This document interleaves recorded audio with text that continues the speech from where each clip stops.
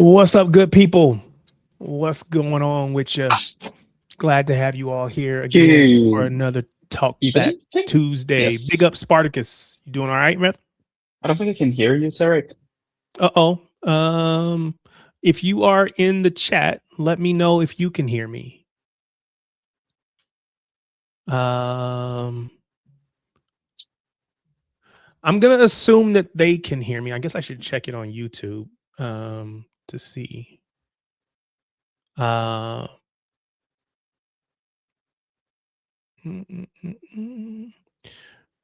Apologies for the brief delay as we deal with a little bit of technical difficulties. Let's see if we're actually... Can you hear me yet, Spartacus? All right. And you all were responding. I'm on the wrong one. Everybody can hear me just fine. All right. Spartacus is going to drop out and come back in. But big up, everybody. Appreciate you guys being here. So many of you are here every single week. And again, it means so much to me. Appreciate each and every one of you. Let's try to get him back on. How about now? Can you hear me now? There we go. I can hear you. All right. Sounding like the Verizon commercial. Well, I don't even know if it's called Verizon anywhere else. I don't know. But there was a Verizon commercial, cell phone commercial. And the guy just kept repeating, "Can you hear me now? Can you hear me now?" Anyway, yes. But big up, everybody. Appreciate it. Glad for everybody to be here. Let's run through. Big up to Riz, who was here right away. Appreciate you. Lee Johnston. Big up, man. Scarf Boy, always glad to see you, brother. Appreciate it. And Ferrari 44, which I'm probably sure is Louis. Big up to you, man. So I recognized it now. Guy. I recognized it now, right? The Ferrari used to throw me off. Now he's talked about it enough that I know that he's a big time Ferrari fan, big time F1 fan. So I don't know. Maybe he'll jump on a little bit later. I don't know. But big up to each and every one of you guys that's here for jumping on. Now, Spartacus, there's a conspiracy theory, and we haven't seen you on the stream in a while. But something happened over the weekend, and now you're back. I don't know if those two things are related, right? Causation and correlation aren't the same thing, however that phrase goes. I don't know, but I don't know if that's, a coincidence either. So we'll get into it here in a minute. So wait. I see Lewis fan. Does he not drive for Ferrari? I thought he drove for Ferrari. You can ban that Louis guy. Ban him? Yeah. You can ban him. I can't ban him because he's going to come on here and give you a hard time about your about you being here today after the events of the weekend. But before we get to that, I do want to give props to a no doubt city legend, right? Saw this come through. I think it was yesterday. Bernardo, well, let me scroll up so it can read the whole thing. John Stones expected to leave Manchester City in the summer as a free agent. 31-year-old defender wants to help until the end of the season and then expected to go after making history at MCFC. Bernardo and Stones both leaving in June, and then the little waving emoji. Wanted to give, props to Stones. And I give him a little bit of grief on here just because he's not always been available. But there's never been a question about his ability, right? His availability is one thing, but his ability has never been questioned in my mind. And so now that I think we all kind of hinted or believed or thought, suspected that he might leave, but it wasn't announced. And again, this came from Fabrizio. There were others, Sam Lee and others that had posted as well that he might be leaving. So I'm going to take that as he's actually going to go. It's kind of been confirmed and we're just waiting for the end of the season to play out. But again, I did want to give him his props. We talked about Bernardo a couple weeks ago, or maybe it was last week. I don't know, when it was kind of hinted at or announced that he would be leaving. And I think John Stones deserves that same level of love and appreciation from City fans all across the world. He's been a wonderful player when he's been available. Again, my only concern is it just hasn't been available as much as I would have liked to have seen him be. But it sounds like the club is basically just not going. His contract is up at the end of the season, and the club has just decided not to renew, or he's not going to receive a contract extension, which quite honestly is very similar to what we saw with KDB. Now, with KDB, he was very vocal about wanting to stay.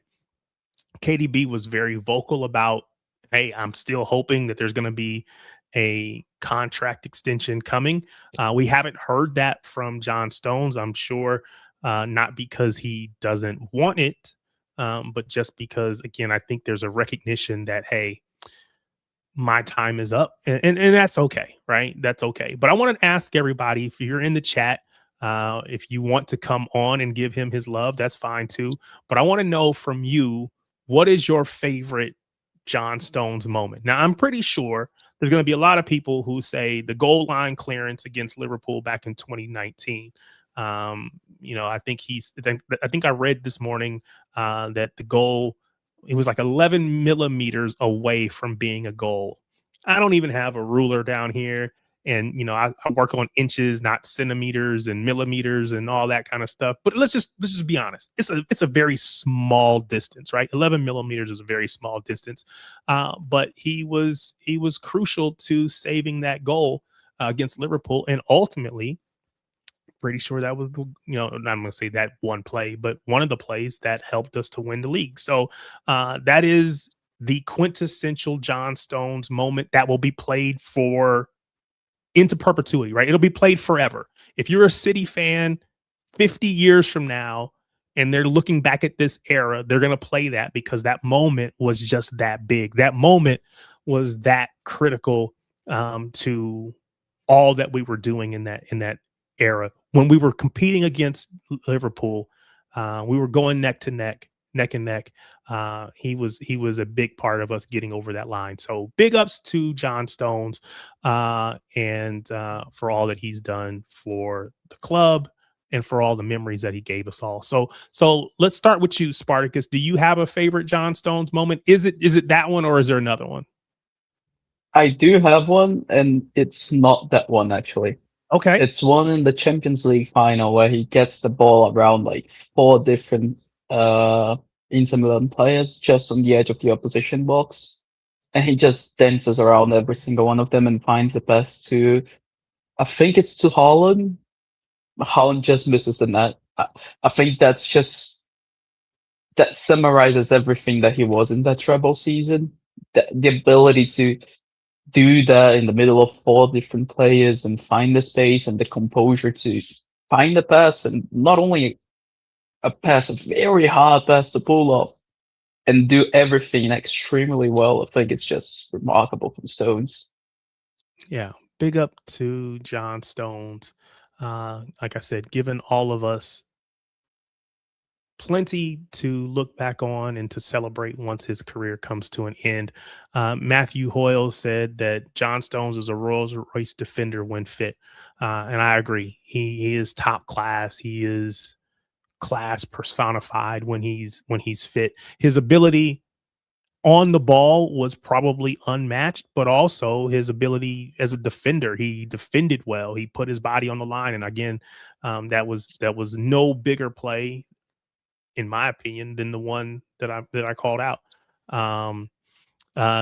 Favorite John Stones moment when he says Louvre and gun. I don't even know how he said it. I had to pull the video back up, and Gundogan corrects him. Seeing him singing in the locker room or in the training room, dressing room, whatever you want to call it. Hearing him singing Oasis, all those things, man. It'll be. Those are great memories. Scarf Boy said, rank these 3: Stones, Laporte, Diaz. I have my thoughts, but Spartacus, what ranking would you put these in? What order would you put these three players in? John Stones, Laporte, and Diaz. Now we're gonna say, for the purposes of this, if everyone is healthy and they are in top form, right? Healthy and in top form. What is your ranking of these three? Diaz, Stones, Laporte. Ooh, interesting. I don't think many people are going to agree with that, but hey. Well, I wouldn't have agreed with that. I would. So you said Diaz, Stones, Laporte. That's wild. No, I shouldn't say wild. It's just interesting because, again, people see the game differently. They see what, and they like different things, and that's perfectly fine. I would have ranked these three. And Scarf Boy, you got to put your ranking. I don't know if that was your ranking. Maybe, I don't know. But you got to tell me what your ranking is. I would have ranked them Stones. Actually, I would have ranked them in that order: Stones, Laporte, Diaz. I love Laporte. There's a part of me that wants to put him first, but I can't. John Stones was that dude, right?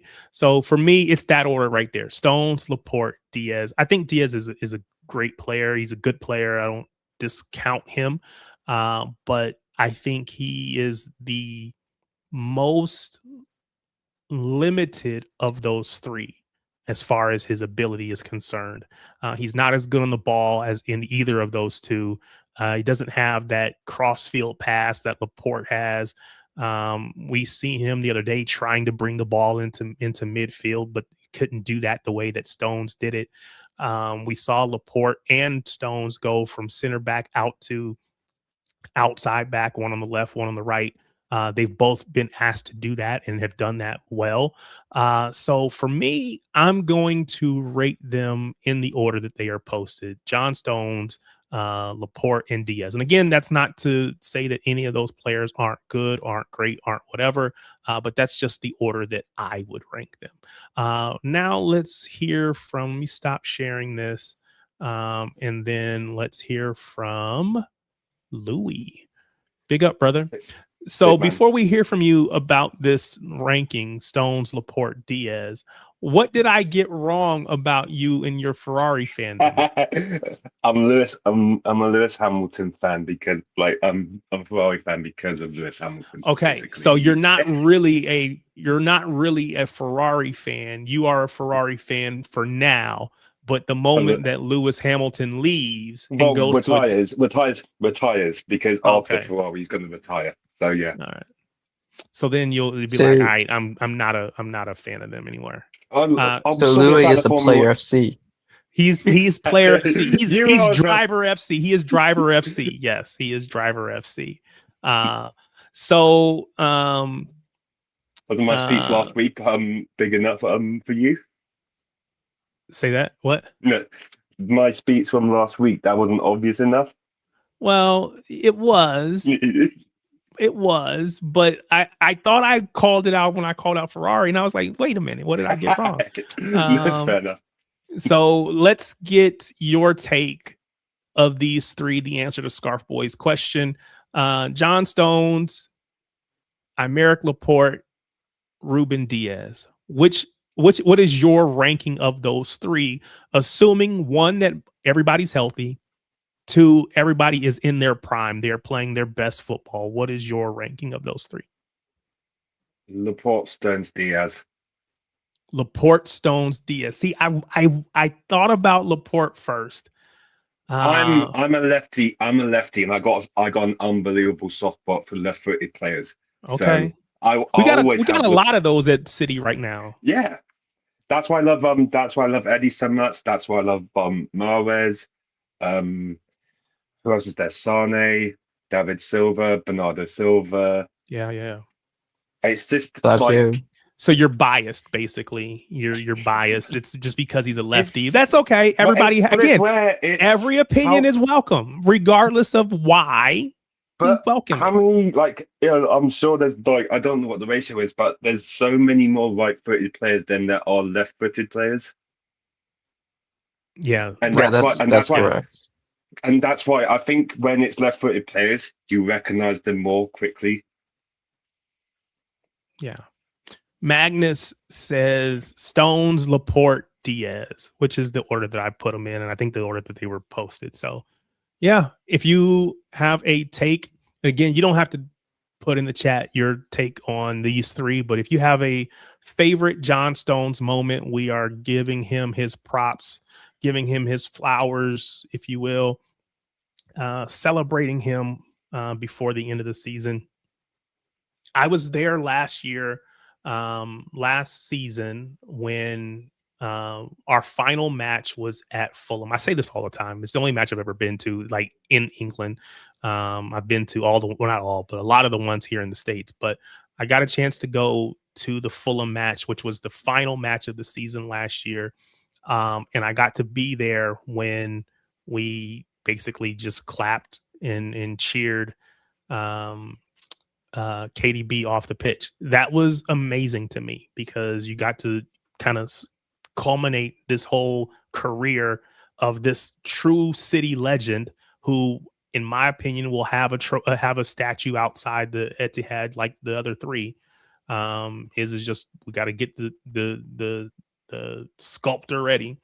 It's coming, but he being a part of that was amazing, and I'm sure that there will be people who will feel the same way about John Stones. And yes, I know that he hasn't been as healthy, and maybe he's not as big a City legend as a KDB. It's hard to be that big of a legend. It's hard to do what KDB did, but his ability was like the ability that he Yeah. has is just like utterly ridiculous. I don't think any defenders would be like that, and it was having him from when he was like when he joined from Everton back in like a decade ago now.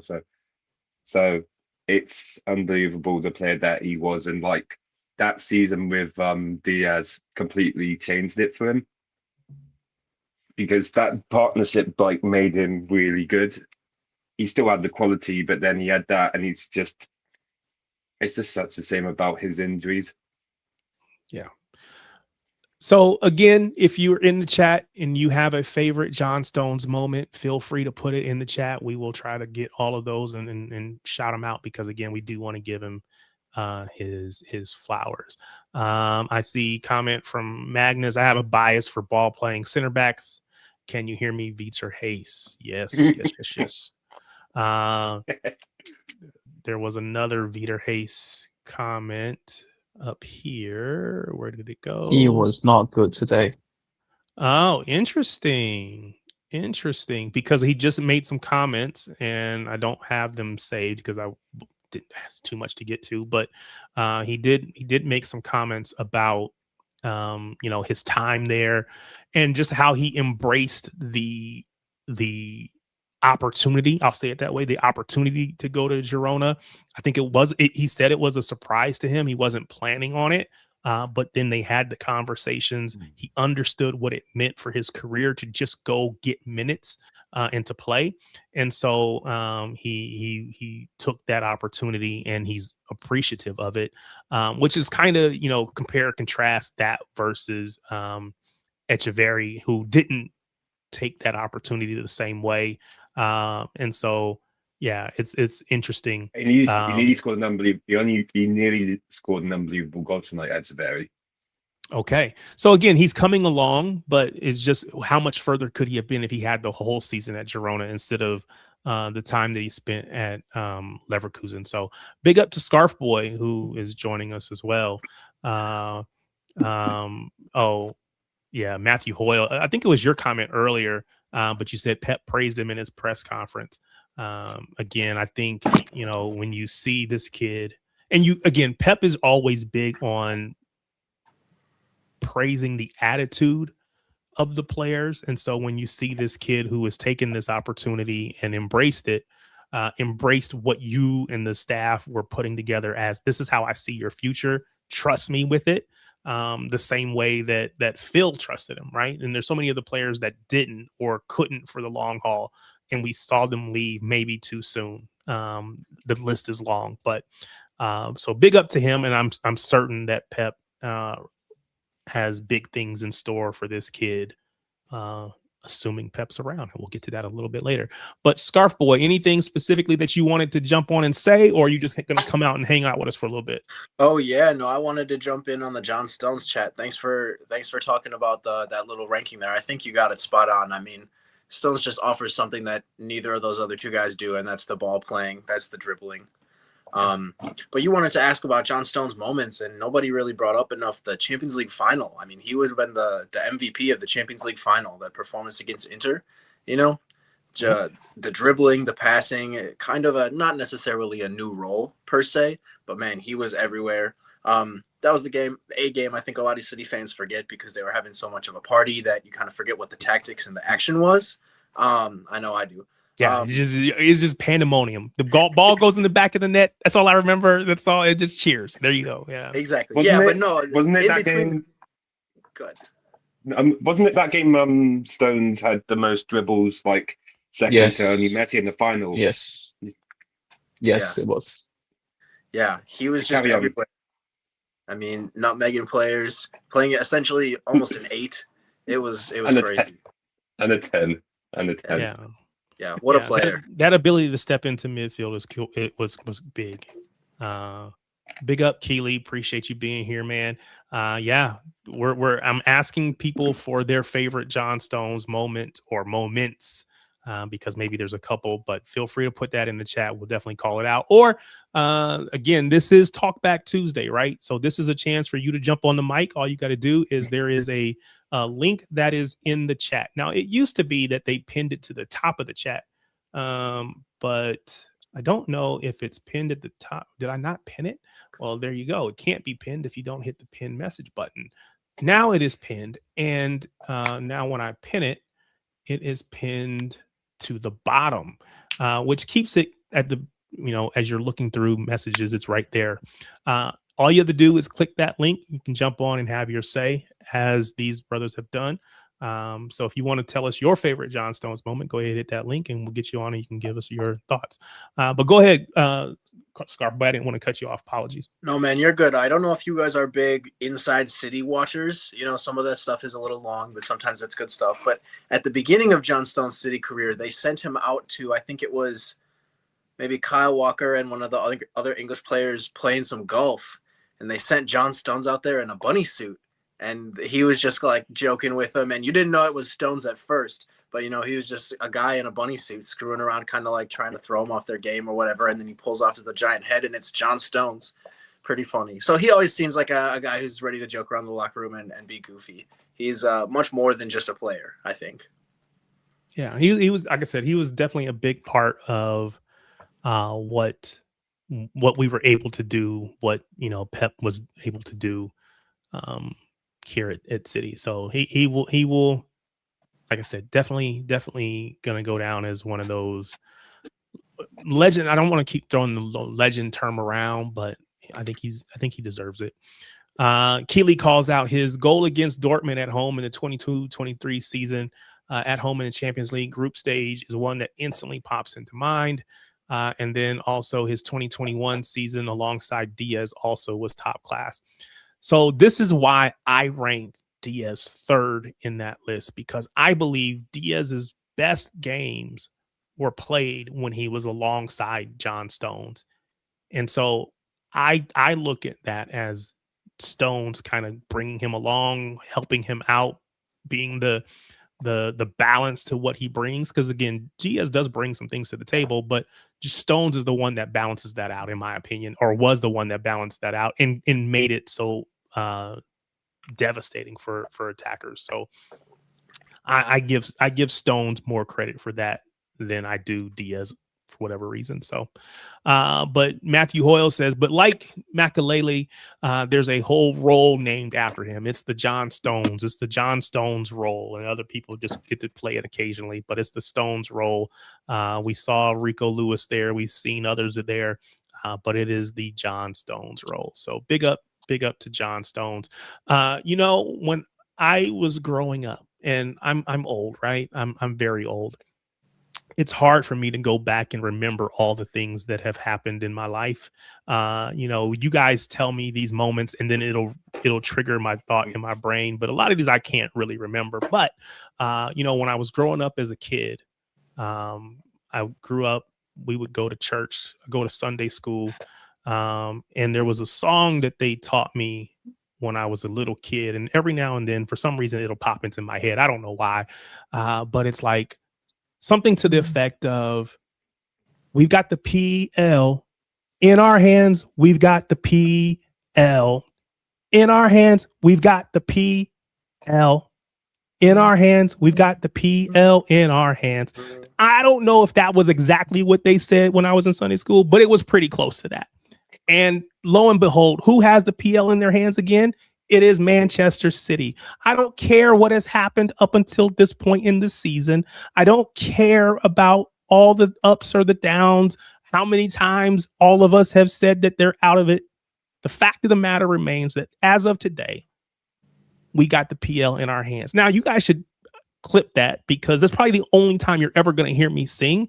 I don't sing. I know I don't sing, and I know that I don't sing so well, or I'm so bad at it that I don't even sing karaoke. But it helped make the point today. Big up to Tony Kidbaski. Johnny clears the ball off the line against Liverpool. That was the one that I called out. Yes, definitely. No, we've got the PL in our hands, man. What words do you get? Who taught you the song? They should have told you it's the PL in our hands. Yes. So big up to City. Of course, Arsenal came into town, and it was, for all intents and purposes, a title decider. Now, we know the season isn't over. There's still games to play, and so we can't get too far ahead of ourselves, right? But if Arsenal wins that match, I do believe it is probably officially over at that point. Yep, absolutely. But they came in, and we were able to defeat them 2-1, puts the trophy in our hands, even if, in fact, both teams technically have it in our hands. It'll potentially come down to goal difference, and that's important, but most important is just getting the 3 points, because I do believe there's still quite a few twists and turns still to play itself out. So the most important thing is not getting 4 and 5 goals each match. Of course, that'll be big. It'd be great if we could, but it's about getting the 3 points, because if we get the 3 points, I think the rest takes care of itself.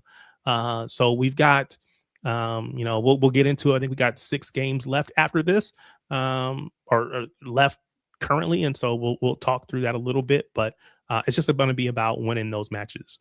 But going back to Sunday's match against Arsenal, thoughts. I know you've probably seen a lot, talked about it a lot, but I want to get you guys' thoughts on the match. I'll start with you, Spartacus. Give me your thoughts on Sunday's match. Well, hold on. Let's not do that. Let's not do it that way. Let's take it a little step by step, because we're gonna get stuck someplace. And before we get stuck there, I wanna get some of these other things done. So, of course, there is the Ryan Shirky goal. Tell me your thoughts on that goal, Spartacus. Genius. Nothing short of that. The ability to get the ball in that small space and drive into the defender, and then just evade the challenge, and have the awareness and the composure to wait for I think it's Saliba to open his legs, to then take the shot in between the legs and pass it to the bottom right corner is mental. It really is nothing short of genius. Yeah, the way he takes on Gabriel, again, they tell us he's the best defender in the PL. He goes around him using these quick feet, looking like Messi. Gets past him, in between him and I think it's Declan Rice, I think it is, who's on the other side.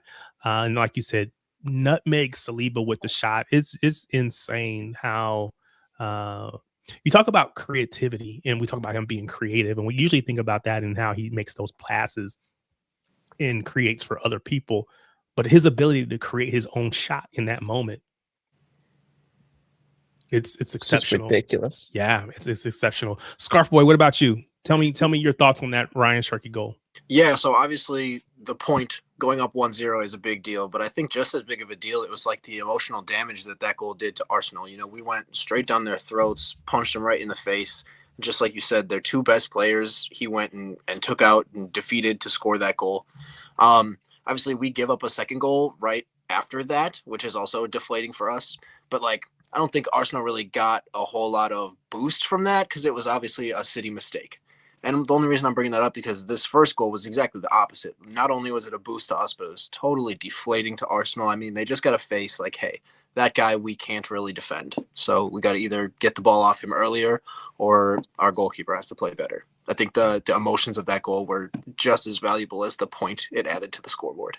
Yeah. Real quick, Ash, I agree. I think it's in both teams' hands, right? So both of us, if we went out, then it'll come down to how we went out. I think it could come down to goal difference. So technically, they just have to win all their matches too, and we had to win ours. And then it comes down to who did it in the best style. So yeah, before Sunday's match, we didn't have any claim to the title. By beating them, now we do. We do have it in our hands, even if it wasn't before. Now, again, we got to share it. We got to share it with Arsenal at the moment.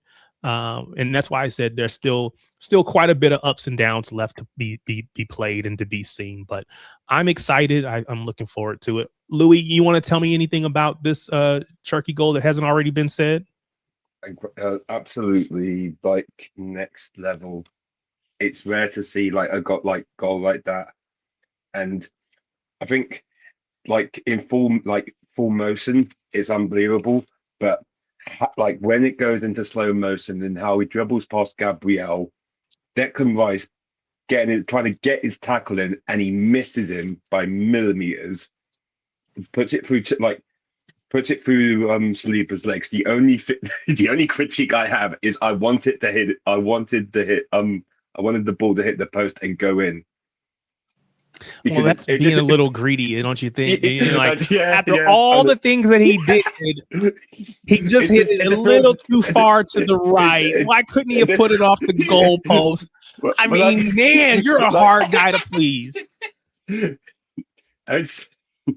But yeah, it's just such a good goal. It's such a good goal. And it's just ridiculous, like having a moment like that. And I have to say as well, the crowd were just electric the whole game. But it was just unbelievable. It just whenever the Etihad pops, it just pops off.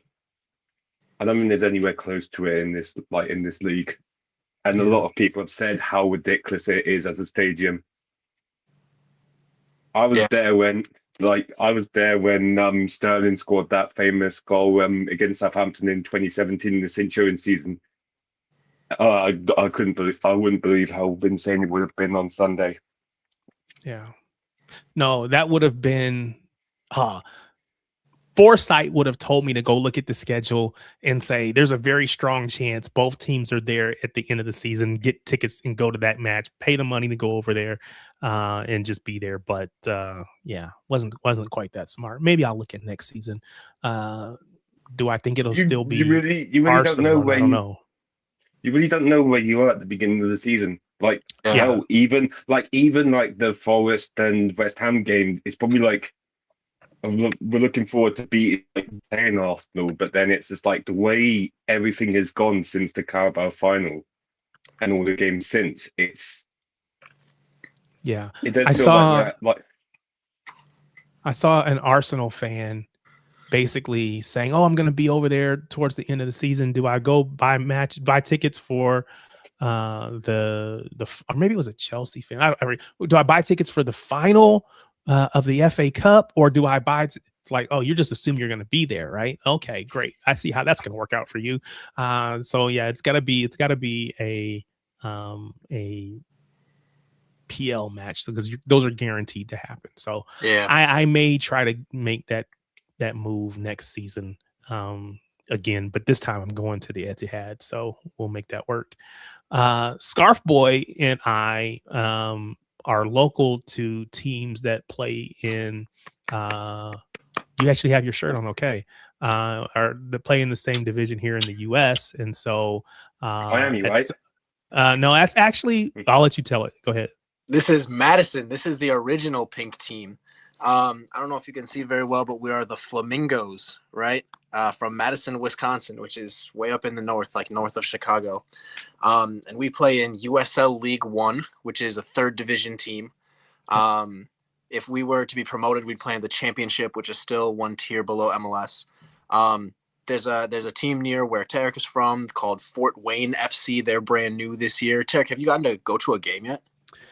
No, because they haven't had any home games yet. Yeah, that's right. I was thinking about that. Because they're building the stadium, and they had a discussion on the news the other day. I didn't watch the thing, but they were basically asking if the stadium is actually going to be ready before the May 2nd opener. There's a lot of discussion about it, and the question is, they like, well, we think it'll be playable. That's the word that I heard. It'll be playable. Yeah. So it won't be finished, but the field, the pitch itself will be playable. They'll go and they'll do their thing, even if there's, it might be one part of the stadium is shut down because they haven't finished that side or something like that. But they're building a stadium much bigger than the attendances in the past. Now, again, they've been selling a lot of tickets, so I'm sure people are going to try to be there. But I do hope to be there, so we'll see. But I wanted to give you that chance to get that shout out because I don't know how long you're going to stay. You're welcome to stay the entire time, but if not, I wanted to at least shout that out. So no, I appreciate that actually because I do have to leave at 6:30 to go record my. They're called the Flamingos, right? But we call them the Mingos. So I have to go and record my Mingos podcast at 6:30. So I'll stay with you for a couple more minutes. But yeah, we gotta. If you guys want to get the chance to find out what's going on in third division American soccer, my show is called 608 Total Soccer Show. Will probably come out tomorrow, but we have some later episodes up this year. We're a brand new team. We basically fired the whole team and we have 2 guys from last year's squad. So it's an interesting little thing. So it's a good That's little a lot of turnover. Yeah, I know, but we're doing all right. Big up to you. Yeah, man. Thank you. I appreciate it. So going back to the match on Sunday. So we talked about the first Shirky goal. You mentioned the second goal, which is a Arsenal goal, and you rightfully called it a mistake on our part. We gifted them a goal, and no one else can talk about this. We got to go to Spartacus. Spartacus, there was a mistake made. Talk to me about it. I mean, that's just what we expect, isn't it? Like, not much to say there. Like, Donnarumma is an error-prone goalkeeper. Surprise is making mistakes. Like, I don't know. I'm just not surprised about it. That's all.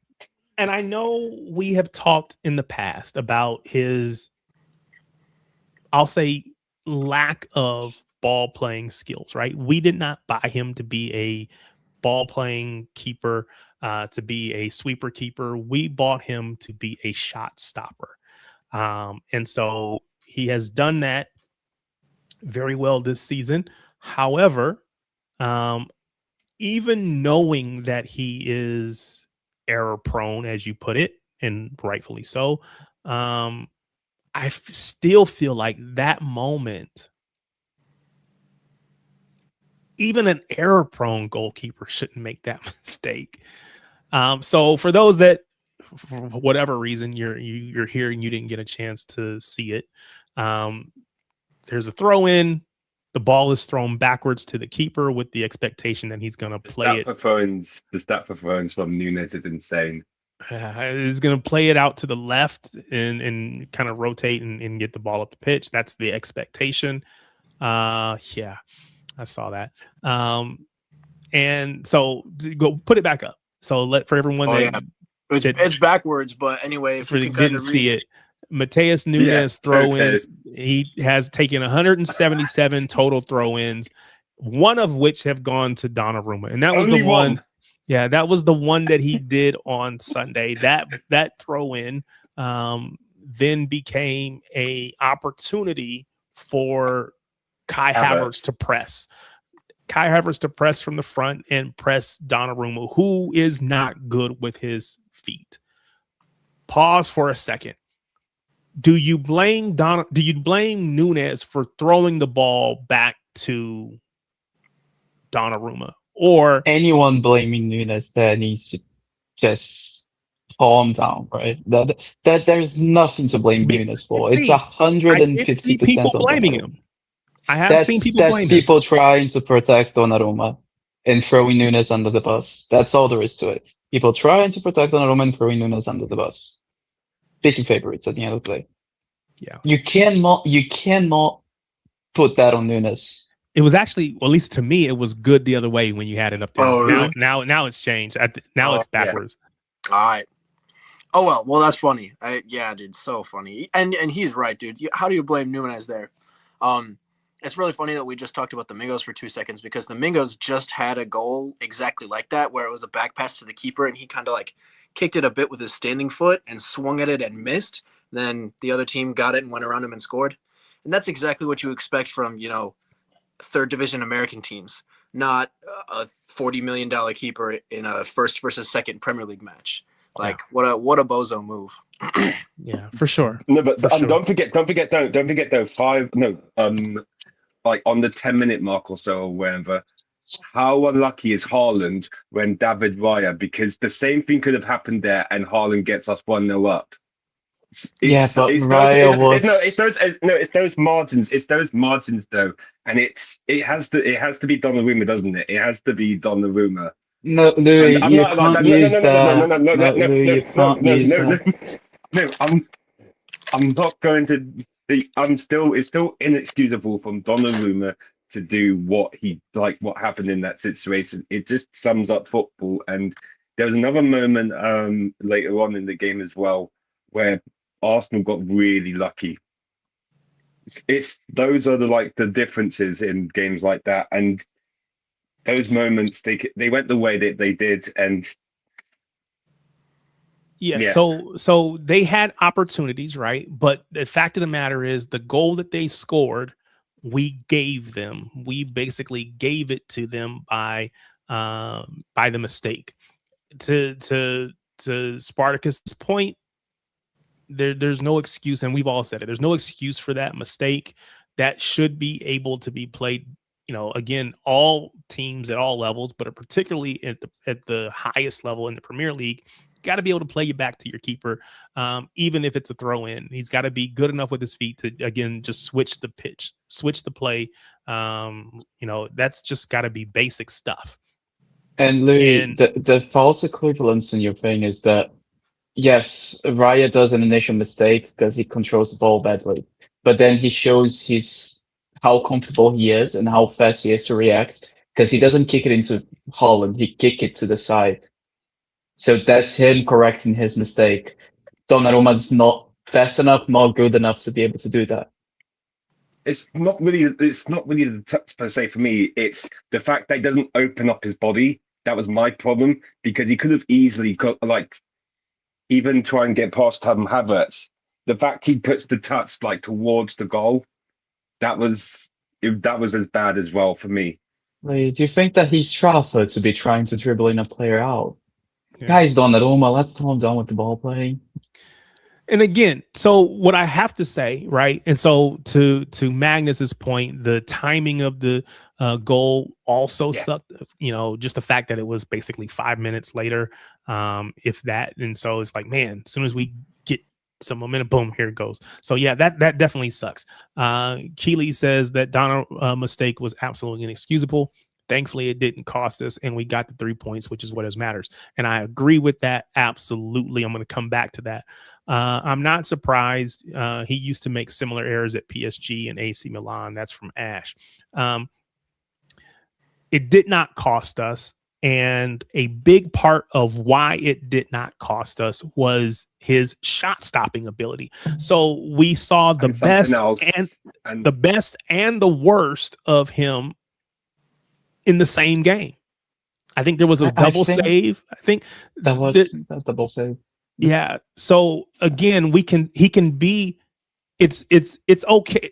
Two things can be true at the same time. He can be poor with his feet, below average with his feet, well above average, maybe even exceptional as a shot stopper. And we have to be okay with saying he's got these strengths and these weaknesses and not take it like it's a personal affront or an attack on the player. It's a honest assessment of who he is and where he is, in my opinion. But are those strengths consistent? That's what I'm gonna ask you. Because yes, he made a good save, but that's a save I expect any Premier League goalkeeper to make. I mean, maybe, yeah. Because the shot is straight at him, and Odegaard's actually fucking up Havertz there, because Odegaard is the one who should be taking the shot instead of passing the ball to Havertz. Because by doing that, he puts Havertz in a terrible spot, because he has to take the shot with the goalkeeper literally on top of him, when Odegaard had literally the clean mat to take the shot into, and from the edge of the box as well. So, because you know though as well, like you know as well as me, that Odegaard will never take that shot on, especially like nowadays. He'll always make the pass to the player. That's what he'll always do from now on. He'll rarely take those shots on, even though he should. I don't think I agree with that. He takes shots from the edge of the box quite a lot. No, he hasn't. He's actually very good at those. He did 2 seasons ago or so, like in our 4P and the treble season. But since then, he rarely takes those shots as much. Matthew Hoyle says the best thing about it was how the team got behind him, especially Bernardo, who helped him get his head back in the game. And I agree with that. Again, earlier in the season, I complained about us being mentally soft. When things went bad, we collapsed, which is why in the second half, when the pressure turned up, one mistake went from we would give up one goal to then we give up a second goal. And as we go from winning a game to drawing a game to potentially losing a match, all in 15 to 20 minutes, because we just couldn't break that cycle. We couldn't get our heads right.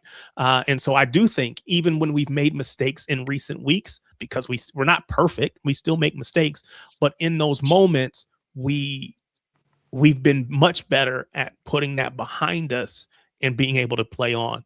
And so, we saw it the other night or a couple weeks ago or a week ago when Nunez gave up the penalty.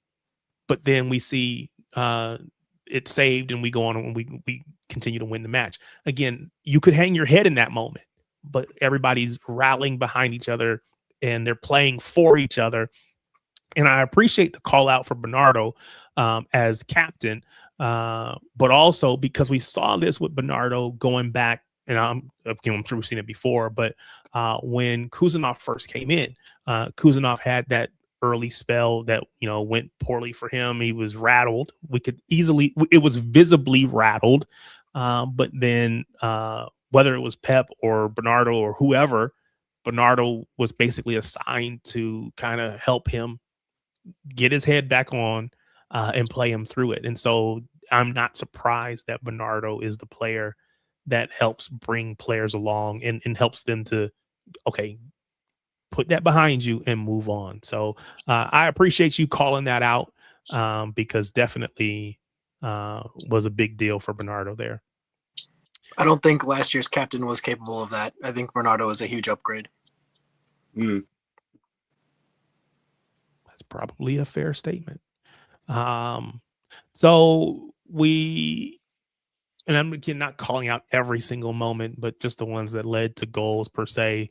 Havertz scores, of course. We talked about the pressing on Donnarumma. Anything else we wanted to say about Donnarumma, the mistake, or even how he responded to it? I think we could see the clear difference between how we play with a competent ball-playing goalkeeper and competent in all other aspects of the game. And one of the two worst ball playing goalkeepers in the league, and great shot stopper, but inconsistent and bad at everything else. It was clear to see from the cup in today. It was clear to see how Arsenal changed their approach, how they got a lot more confident at pressing us, how they made things a lot harder for us in the first half. Second half, when Martinelli came on, he didn't quite understand the role that he should be doing, so that made it a lot easier for us to play through them. But while they were able to do what Arteta asked them to do, they were making everything so much harder for us, and we couldn't play through them at all. There was a moment in the first half where the ball just kept going back to Donnarumma, and he just kept fucking kicking it long with no direction, no accuracy, no pattern, no anything. The ball just went long, and Haaland had to fight 3 or 4 players for it. And we could see that was such a clear difference. Such a clear difference. I don't think anybody can deny that.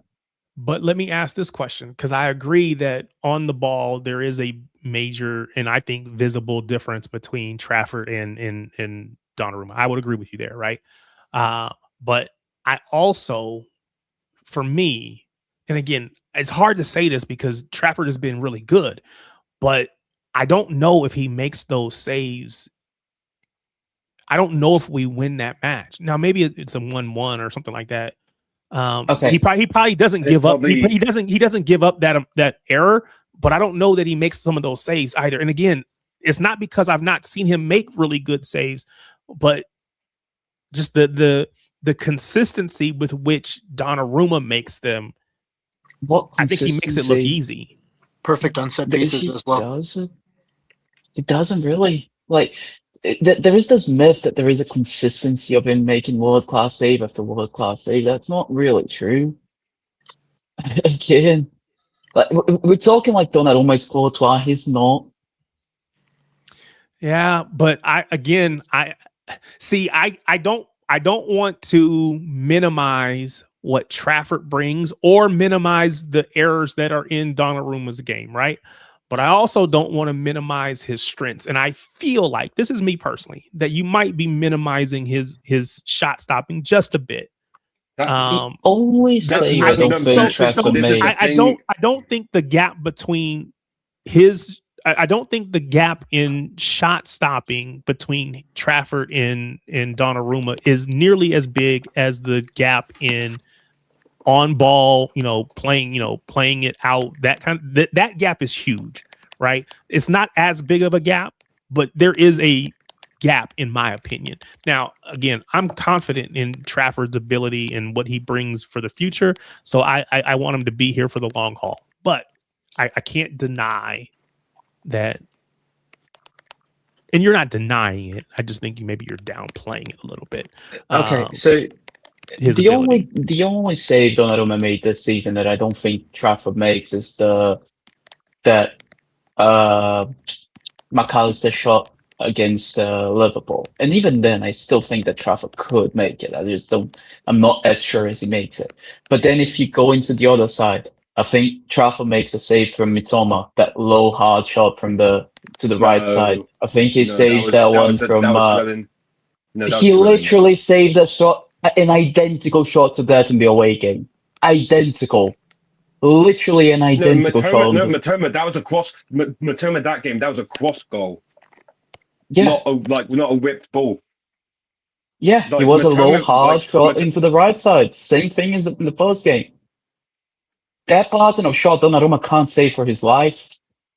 You go back, Rodrigo at the Bernabeu should have done better. You go into that Elliot Anderson, should have done better. You go into that Mitoma, should have done better. He isn't this flawless shot-stopping goalkeeper that people make it out to be. When he's good, he's amazing.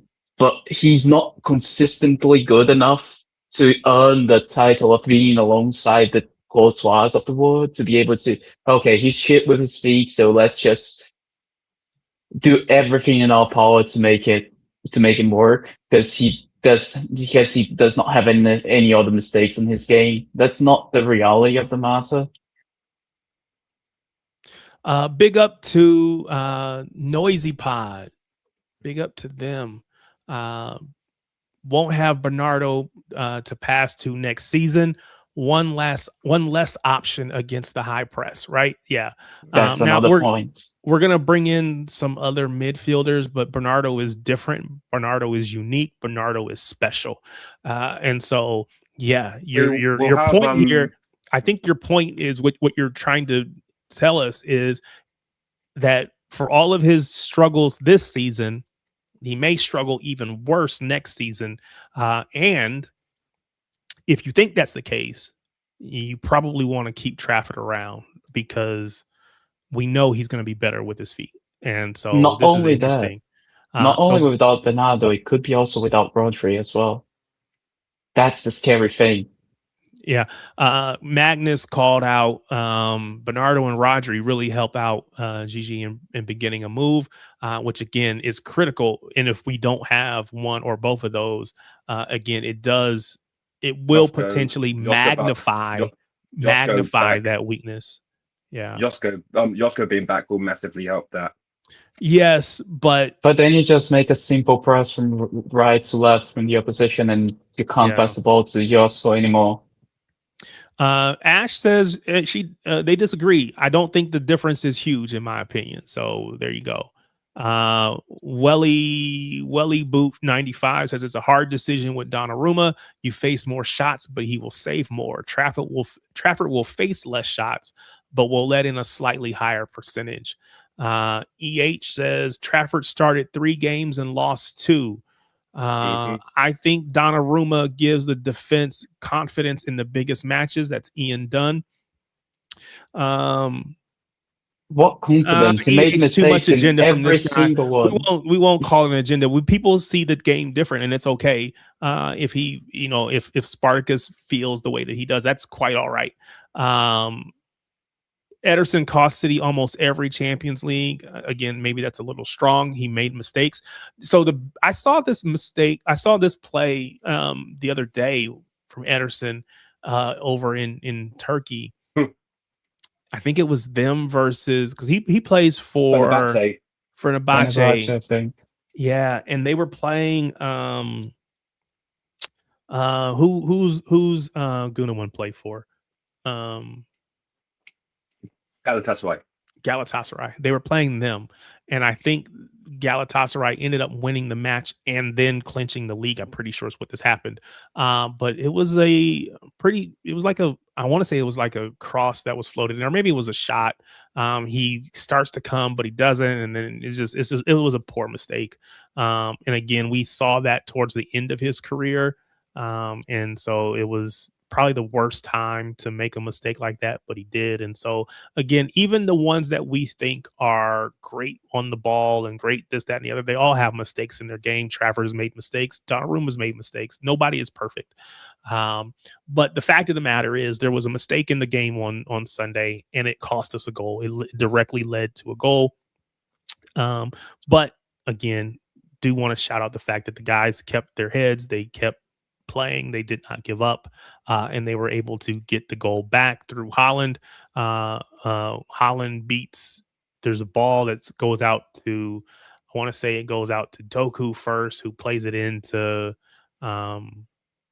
to Nico O'Reilly, who plays it, which we've seen that quite a bit. It's become a goal that we see quite a bit. And that ball comes across to Haaland.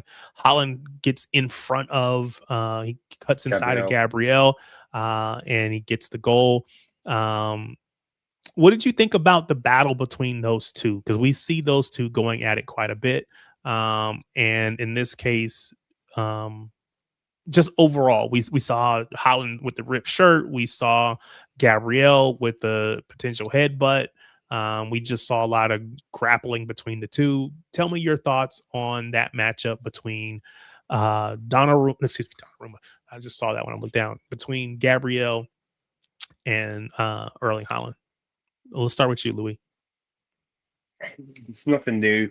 Those two always have it in for each other. Obviously, last season when Stone scored that last minute equaliser. Haaland throws the ball at Gabriel's head.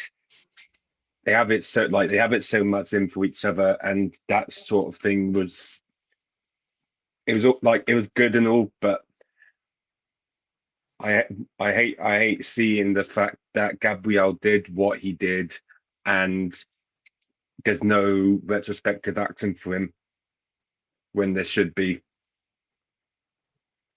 The fact he does what he does is inexcusable, and it being Anthony Taylor of all refs after the Doku high challenge from Dallo in the derby.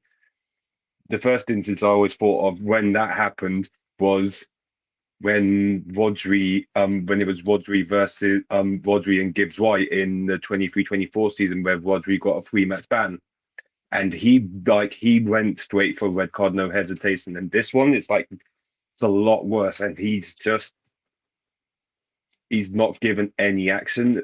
Well, he has. He's given a yellow to both of them. It's utterly ridiculous. I should say, Noisy Moles, you're always welcome to come on, man. If you want, there's a link in the chat. Feel free to jump on. You don't have no pressure. No, you don't have to. I know you may be busy with the family and things, but if you want to come on, you're more than welcome to come on. Anyone remember the last retrospective punishment given out in the PL? I don't. But I have a feeling you're going to tell me it was probably a City player or something like that.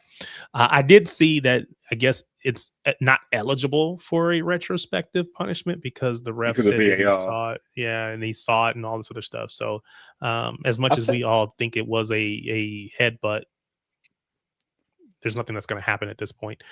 Spartacus, what did you think about that matchup between the two?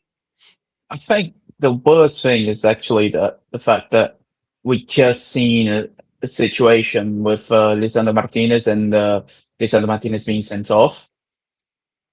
That's ridiculously similar to the thing that Gabriel did, and it's literally in the same match week. This is the most infuriating part. It's not even that he didn't get sent off. If Martinez didn't get sent off in that same in the same match week, I'd be like, yeah, maybe the Premier League is just being a little bit more lenient now. But the fact that he just got sent off because of a slight pull of a hair, it should make it so that Gabriel is sent off in those situations as well. How many have gone like that against us this season as well? I don't know. Got no clue. There's been too many. The handball against Wolves, the non-penalty against Phil at St James's Park. Yeah, the one I said about Dallo, the red card, that he should have got red cards for that stamp on Doku. That was on his sin. There've been so many this season where Semenyo Fulham, where he gets his hair pulled. It's just been yeah, he got his hair pulled and it was nothing. Yeah, you're right. Yeah, it's just but it's yeah, no words. The thing is, the state of refereeing in the Premier League is horror. It's probably one of the you could worst. Say if you want to. You could say if you want to, Spartacus. Well, it says there's Donnarumma. You say. Well, never mind. I don't get it. What? No, never mind. Carry on. Sorry. I was just gonna say, I think the state of refereeing in the Premier League is ridiculous. It's terrible. For a league that generates this much money, they should be paying the referees more. And this would make it so that referee standards would become a lot higher because there would be a lot more competition to become a referee. So they would have to be better. But because the wages of refereeing is not actually that high, there is not many people who want to become actual referees. So this allows the standards to be a lot lower. So I just think this is a joke. The way that they've been doing this, the whole refereeing situation in England is ridiculous to me. Ian Dunn says Kuzanov had a borderline takedown that the ref let go. It would have been a Nah. Brentford. deniable Brentford. goal scoring opportunity potentially. Was But it he says, on the balance, I'm okay with how the match was officiated. The ref didn't make it about himself. Do you think Kuzanov denied an obvious goal scoring opportunity and therefore should have been sent off? That was against Brentford, wasn't it? I don't think No, that was a goal scoring opportunity, if I'm I'm talking going to about be against honest. Arsenal. Oh, Havertz. Right. That Havertz one, I don't think it was. So, Do you think he hit him from behind, or Mhm. do no, you think it was shoulder to shoulder? shoulder to shoulder, normal. Hmm. Can we talk about the other one in that second half as well? Bernardo going up against Kai Havertz and somehow beating him when Havertz had to use his hand to try and get the ball ahead. But I've How- heard that Bernardo has no legs, so Yeah. I mean, he again, he is putting in captain's performances, right? And I appreciate the fact that he is making those plays that you would expect your captain to make, or at the very least, quote unquote, die trying. Now, I don't mean literally die trying, but you get my point, right? They're going to give everything they have. And that's not to say that other captains haven't, because I'm not trying to say that. I am saying that I can appreciate watching Bernardo as he prepares to set off into the sunset, still giving everything for this club, covering every blade of grass, doing all the things that anyone could want. And even the small things like when he was on a yellow card and how he was able to navigate not picking up a second yellow, and just small things like that that play big parts in us and potentially, he's or and at he's minimum missed having a chance to win the league. So and thankfully we're not getting the yellow card against Arsenal on Sunday. He misses the threshold of missing the 2-game ban now, because now it's like 15 and whatever else, which he won't last get. last retro punishment for a player versus player incident was Benteke, who must have had an elbow in February of 2021. So what this tells me, if this is 5 years later, Palace. is that they don't do this very often. They're not gonna go back and retrospectively Because punish of somebody. VAR, because of VAR, isn't it? Yeah, maybe. But the ref said that they saw it, so I know it is what it is. I know VAR was there as well, but it's just, yeah, it does. They should realize when they've made a mistake, but The most pivotal moment in the match, outside of the goals and us winning it, the most pivotal moment might end up being Rodri down on the pitch with an injury. Now, in that moment, you're like, just like dumbfounded, because it's like, man, as soon as we get in a position to go on this season defining, season ending run that we always do to claim the trophy, but then down goes Rodri. Now today we I read the tweet that basically said it's a calf injury. But the last thing I read was that scans seem to show that it's not severe, thankfully. And Ash, you beat me to my point. He always gets injured against them. I have a point in here that says, why is it always Arsenal? Every time he gets hurt, it's always Arsenal, with or without the other guy, number 5 for Arsenal. fuck him. Without him, even without him, they still find a way to injure one of our best, if not most valuable players on our team. Now, again, I am not the person that's going to say that Arsenal have intentionally injured Rodri down the stretch of a title race. I would not cast that dispersion upon them, right? I would not say that they knew what they were doing. What I would say is that I don't know that they didn't know what they were doing. I can't say with any certainty that they did that intentionally. But when it happens multiple times in consecutive seasons, I have to ask the question. I can't say for certain it was, but you can't hardly make me believe it wasn't, because it's just too coincidental. So I don't know, Ash. I don't know why it's always Arsenal. I don't know why it's always Arsenal, but it's starting to tick me off. Again, I'm with you. What we're hearing is that it's maybe not serious. I guess scans have said that it's not severe. Pep, on the other hand, Pep said that, and I got let's see if I can find it really quick. Where is Pep? Wrong way. All the stuff we're going to try to get to later. We're probably not going to find it, or I didn't have it in here. But Pep basically said that it's probably not. Yeah, here we go.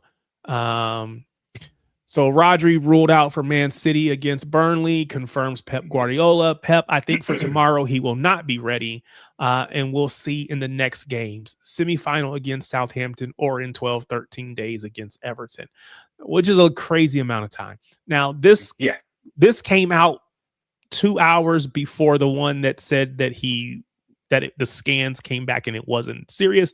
So hopefully in those 2 hours, something changed. And so maybe we get to see him. But I guess the question that I would ask, and big up to Moles for jumping on. Appreciate you, brother. Yes, sir. The Pod Father. Yeah. Yes. Can you boys hear me all right? Yep, we got you, man. Mate. Yo, I just jumped on very quickly Yep, to go say ahead. hello, and can a bro just sit in his living room on a Tuesday night and watch some lads talk about Man City? Yes, sir. You don't have to jump on, man. Just sit back and enjoy. Think about all you don't get to be the one that you don't have to be the one that people are yelling at, and you can be the one that's doing the yelling. So you can be like, "Oh, that's a stupid take. Why would he say that? Oh my God." No, I'm loving it, lads. I've had a long day at work. I thought I'll throw Tarek and the boys on and just chill until my Japanese food gets here. So yeah. Sweet. What'd you order? Some of that shrimp tempura. Okay. Yeah, basically that. All right. Fair enough, man. Enjoy. Thanks so much. Appreciate you jumping on, even if it's just for a quick minute to show your face. Go ahead. I love all of you boys. Louis, Spartacus, Tarek. Appreciate it, man. Scarf Boy. Big up, Marv.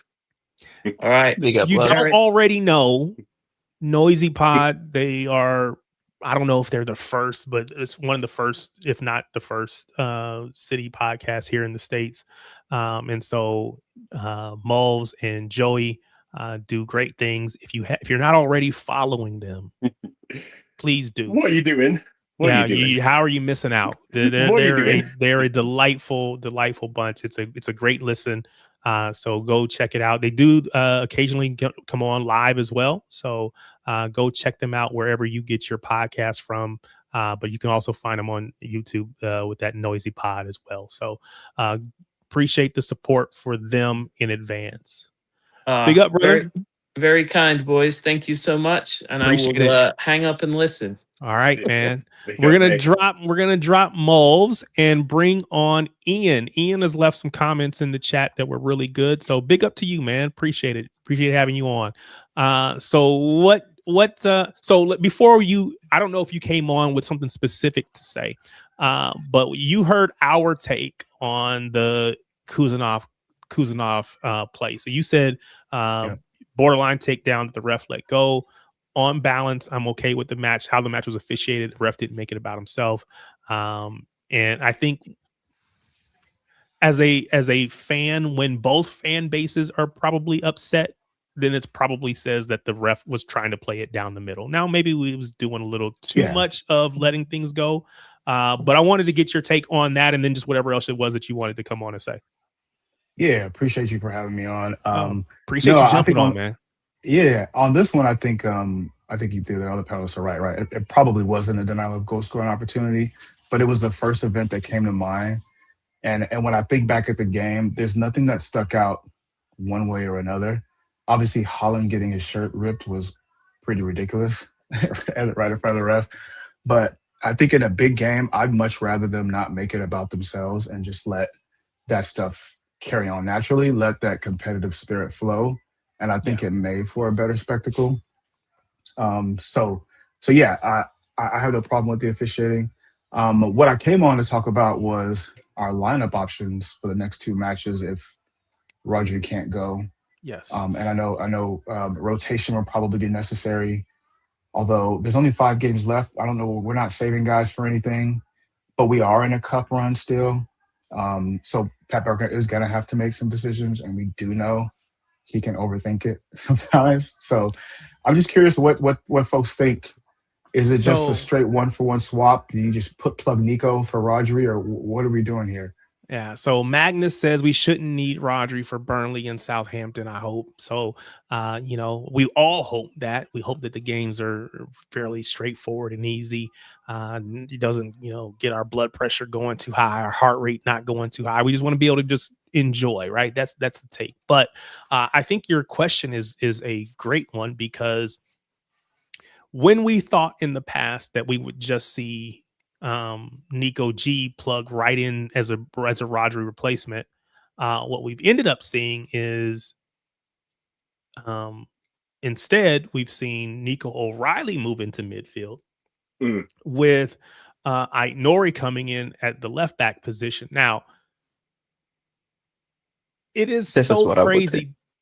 Go ahead, Spartacus. You would do what? You would bring Nico O'Reilly in and bring Aït-Nouri back into left back? Exactly. I'm not as big as many on the Nico G thing. I think the Nico G is straightforward. It's just a 1-for-1, which you called out. My issue with that, though, right? Because I think that Nico G is good enough, and we should be able to do that, right? My problem is he hasn't played enough recently. Pep has been playing Rodri 90 minutes or mostly, and then he's getting 10 15 minutes off the bench, but that's not enough to be, in my opinion, in his top form.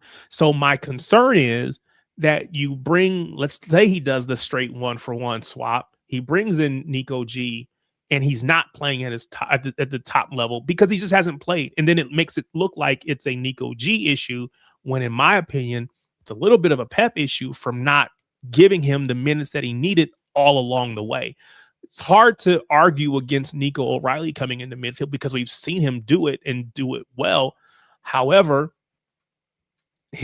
what he does at left back is so great. It's just hard to want to take him away. But I don't think you can go wrong with that. So Louis, you said you had a different approach. I was, because of I'm kind of flip flopping though on it, because I'm kind of thinking as well. I can't believe I'm going to say this. Maybe Kovacic. Yeah, I would even play Kovacic ahead. Are you really going to say we should bring Kovacic? And again, that's no disrespect to Kova, but man, the dude has played 5 minutes for the entire season. There's no way we should. Well, again, this is your take. You're welcome to have your opinion. I just cannot fathom putting the title race in his hands. Now, again, Pep did that last season, right? I do that. When everybody was healthy, he went back to the old faithfuls, and Kovacic was one of those people. I think I will scream if that happens, but Ian said it, right? Pep is the mad genius, and he does things that we don't all plan for. I will say though as well, though, like maybe Nico O'Reilly as well, because the game that kind of made me feel like I'm comfortable with him being in the team. I know like last season and everything else, he was really good. But that first leg game against Newcastle at like in the Carabao, him playing as the CDM, people forget that he played as the CDM, and he held his own in that game. You talking about And Nico O'Reilly? yeah, he was in the midfield with Bernard. I can't remember who the third was, but Bernardo was playing as well, and he just and he Gonzalez. You sure? Yeah. But yeah, But Nico the Riley. 6 was O'Reilly, it wasn't Gonzalez. So, Ian, what do you want to see, or what do you think we will see? Yeah, I think the way forward is probably Nico to the midfield and then bring in Nori. Just because against a team like Burnley, I think the best path forward is to just kill off the match. And I like the overlap and getting Doku a little bit tucked in a little bit more. And I think with that, you'll see the best of Semenyo on the right side, get some balls into Haaland, and then hopefully we kill the match off and those guys can get some rest. I think if we just go Nico, then you were expecting him to do the Rodri role, and I know he'll have Bernardo there next to him, but then I'm just worried that he's not able to do that progressive pass that Rodri can do. He doesn't have the positioning or the awareness to snuff out the danger like Rodri does. Although I do know he's better at some of the more defensive natural actions. I just don't know if he has the intelligence to just do that 1-for-1 swap and for us to continue to tick the way we've been playing the last few games. I think also if you do the straight swap Nico for Rodri, you're gonna be asking Nico to do something that he is notoriously bad at, which is the dropping in as a third centre back to release the pressure out of the goalkeeper and make us be better at playing out from the back. He is terrible at that.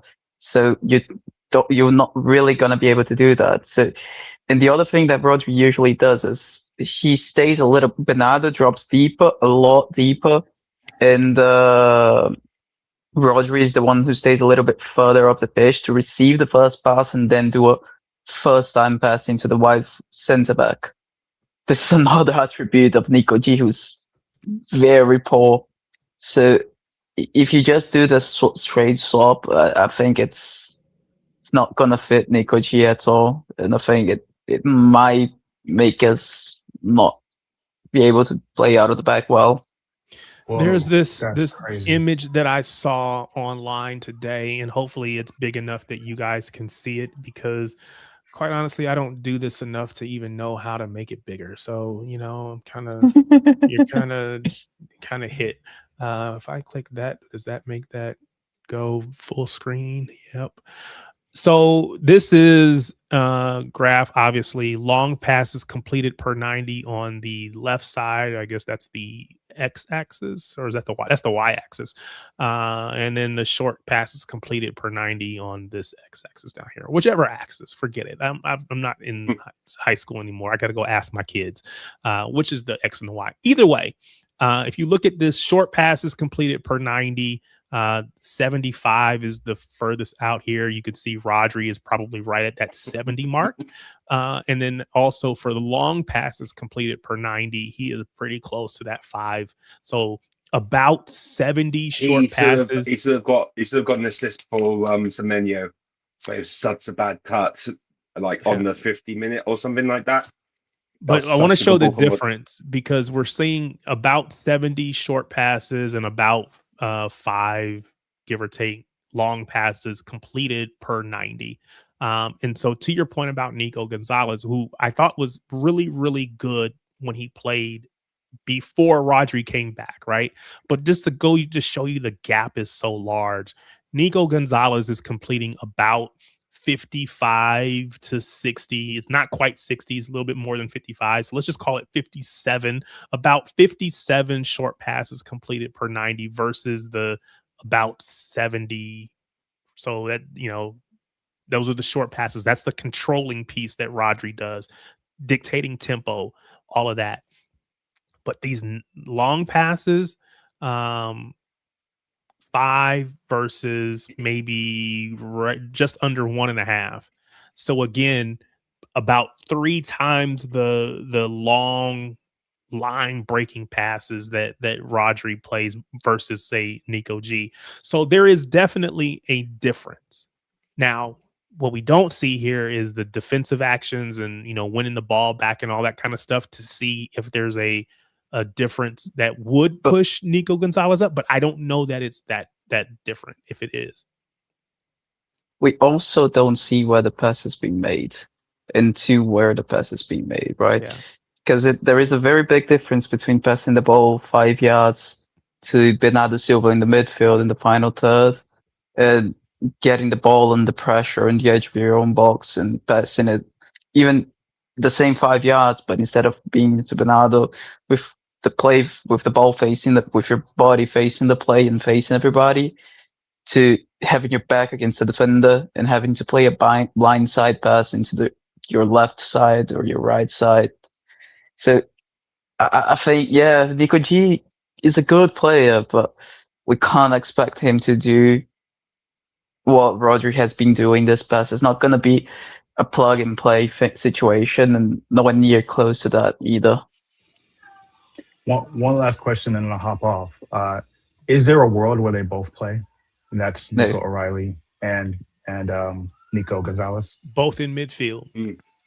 Yeah. What would you do with Bernardo in that situation? Are you going to have him? Go ahead. Yeah, it means we have to drop another midfielder, right?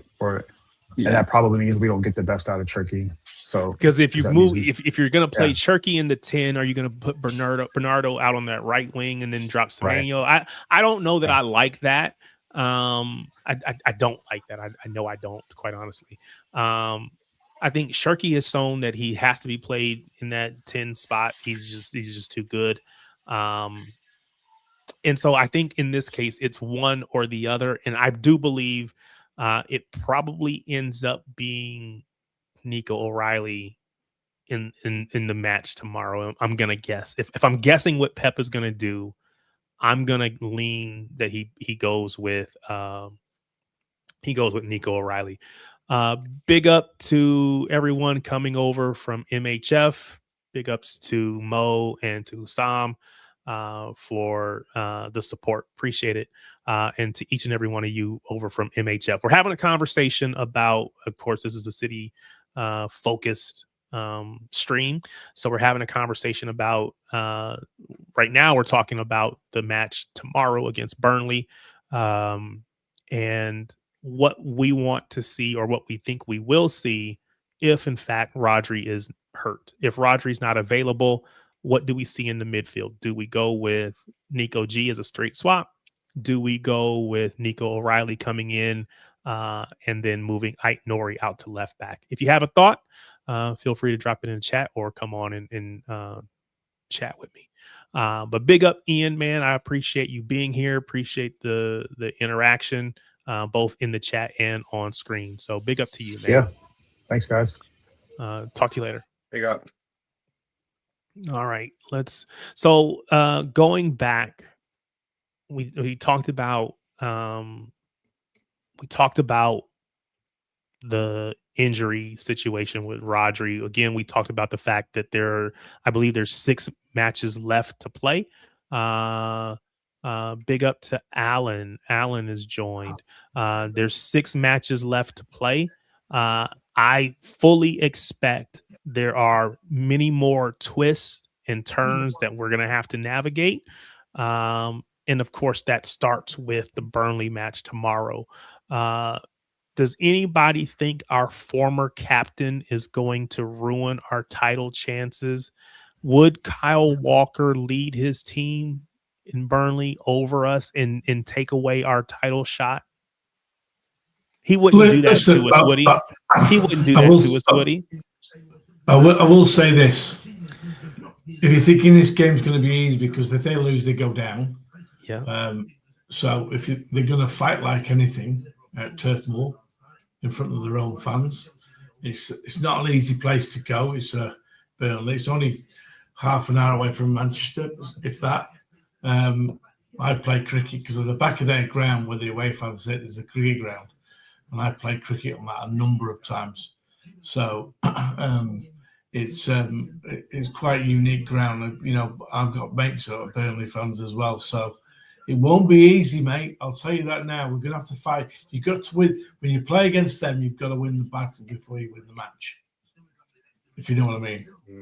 Yeah. I would play, I'll be honest with you, I would play Nico G. He could go with Nico in midfield, but I would play Nico G because his Rodri's out. So, yeah, we were having that discussion, Nico G straight swap or Nico O'Reilly, and then put Brian Nori at left back. They could go either way. Yeah, it could go either way. I think. What do you think Pep will do? I think personally, I think Pep goes Nico O'Reilly. I do as well. Yeah, but I would go Nico G. To me, Nico G's been playing well when he's not been, or when Rodri came back, he's not played him at all. So, which is why I don't think he should play him tomorrow. Because he doesn't have any minutes under his belt recently. Yeah, true. But Burnley are going to be physical, mate. Yeah, right? Yeah, and they're going to for sure. They're going to be physical. They're going to tackle like crazy. And that is why I don't have an issue with Nico O'Reilly, other than I don't want to make sure he doesn't get hurt. Because he is a physical specimen. He has shown his ability to boss any and everybody, especially now, again, he's done a lot of that from the left back position, but even playing in midfield, he's shown, his ability on the ball and just the pure strength. We saw a play against, it was him on the ball on the sideline.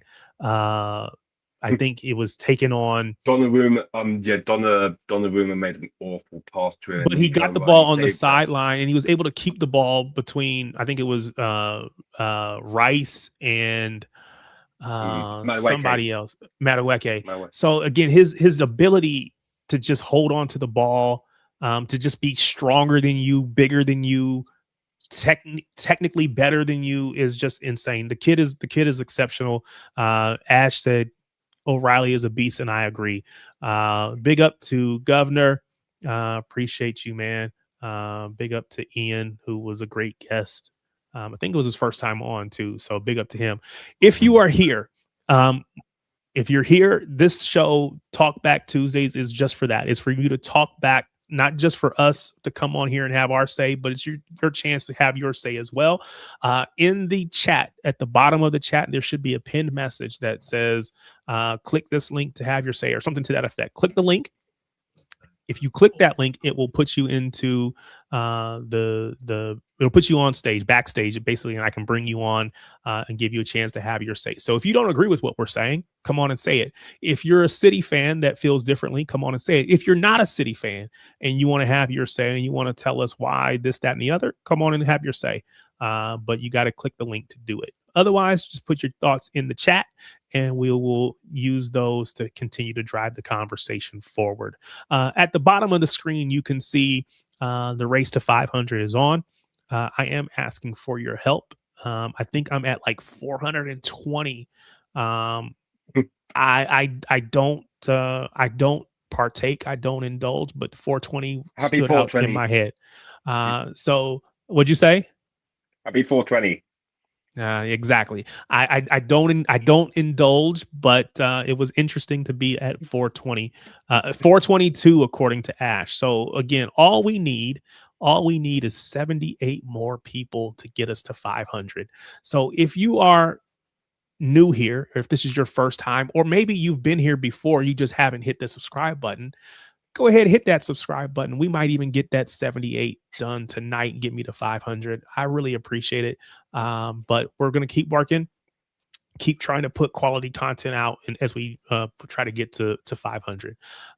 So appreciate that in advance. So I was going to ask the question, what if no Rodri? We kind of already touched on that. And I think, again, I want to say this is why I think Pep has to do a better job of giving our players who don't play consistently, he's got to give them better minutes. Now, again, it's hard to criticize when we've been on a winning run and we've made this move on Arsenal and we've gotten ourselves in contention when maybe we weren't a month ago. But when Rodri goes down and you have to question, is Nico G going to be ready because he just hasn't been playing? I don't know what he does in training, but it's kind of hard to assume that he's going to be ready when he just doesn't get minutes. And he's not the only one. There's others. There's the Marmouches of the world and other people who just haven't been playing a lot. I think Marmouche and Nico G will be asking for a move come summer. So there was a image that was on Twitter that said just that, right? Those two would be out. I don't know. I don't know the source. I can't tell you if the source is reliable or not, but it would not surprise me if they both decided to leave. And quite honestly, I think, so what we saw was a lot of non-City fans, a lot of rival fans using that as a stick to beat us with, right? As soon as you bring these players in, they don't work, you move them on. It wasn't Nico G, it was Reinders that I saw in that image. But I think there may be something to that, right? But I also think that I appreciate our club for being decisive. If something's not working, you make a decision and you move on and you figure out how to make it work. So, big up to the club for moving quickly when we've needed to move, bringing in the players we needed to bring on. You got a good point, Matthew. When Ake came on against Arsenal in the Cup, having not played, he was brilliant. We brought him on Sunday to kind of close the match out, who also doesn't play very much, and he was great, right? So again, you're correct. Ake is a player that can do that. I hope that Nico G, if he does come in, I hope he does well, because I don't want to see him come on and then suffer because he's not match fit or he's not in his best form, because that'd be unfair to the kid. So anyway, big up to Martin in the chat. As always, you know what to do if you want to jump on. So I won't even. I'll wait to see if you come on. I'm on for another 15 minutes. I've got a Teams meeting in 15 minutes. All right, fair enough. I know you want to tell me. We're going to go back. We've already touched on this, but I'm going to give you a chance. Tell me your thoughts when you saw Donnarumma getting pressed by Kai Havertz, the mistake for the goal. Before you do that, big up Patrick. Big up to you, sir. Hope you continue on your road to recovery, brother. Appreciate you being here. Yeah, so I had a bit of a chat on text message with Pat, and keep going, mate. Keep fighting. So yeah, he's a good guy. I personally, my opinion is very simple. I personally think they're both good keepers, him and Trafford, Donnarumma, and they're both very good keepers in their own way. All right, but I still think that Donnarumma's, with his feet, he's not secure. He's not confident with his feet as much as Trafford. Yeah. So that's my personal opinion. Right. I think let's look at it objectively. Joe Hart was got rid of because his distribution was poor, right? Great shot stop, brilliant shot stop. Play for England, don't know how many times. Hold on, Alan. Hold on. No, hear me out. Oh no. Right? I wasn't gonna. You go ahead, finish your comment. You're good. Yeah. And he was got rid of. Donnarumma was also got rid of at PSG because his distribution wasn't good. Yeah, he's a good shot stopper. We know that. And if you say, "Oh, he was responsible for the second goal," he threw the ball out. He didn't kick it. Yeah. So hold on real quickly. Governor, I want to give you a chance to go because you're driving, which is not safe, especially if you're on camera. But I want to get you on really quickly. I'll let you have your say, and then we'll get you off so that you can be safe and get to your destination safely. What's up, brother? Oh, good, mate. I'm just hands free. It's okay. It's all good. Just on the Burnley game, big up, Al. Right, mate. Just one change for me. It'll be Nico G for Rodri. I was gonna say rest Bernardo, but as Alan said, Burnley will be physical, and we could do with Bernardo in there anyway. So one change for me. You know. After that, though, I think Nico G might even play Southampton as well because is it Rodri's got a groin, so I reckon he'll be out for 2 games. Yeah. So, but for me with Nico G, just a quick one.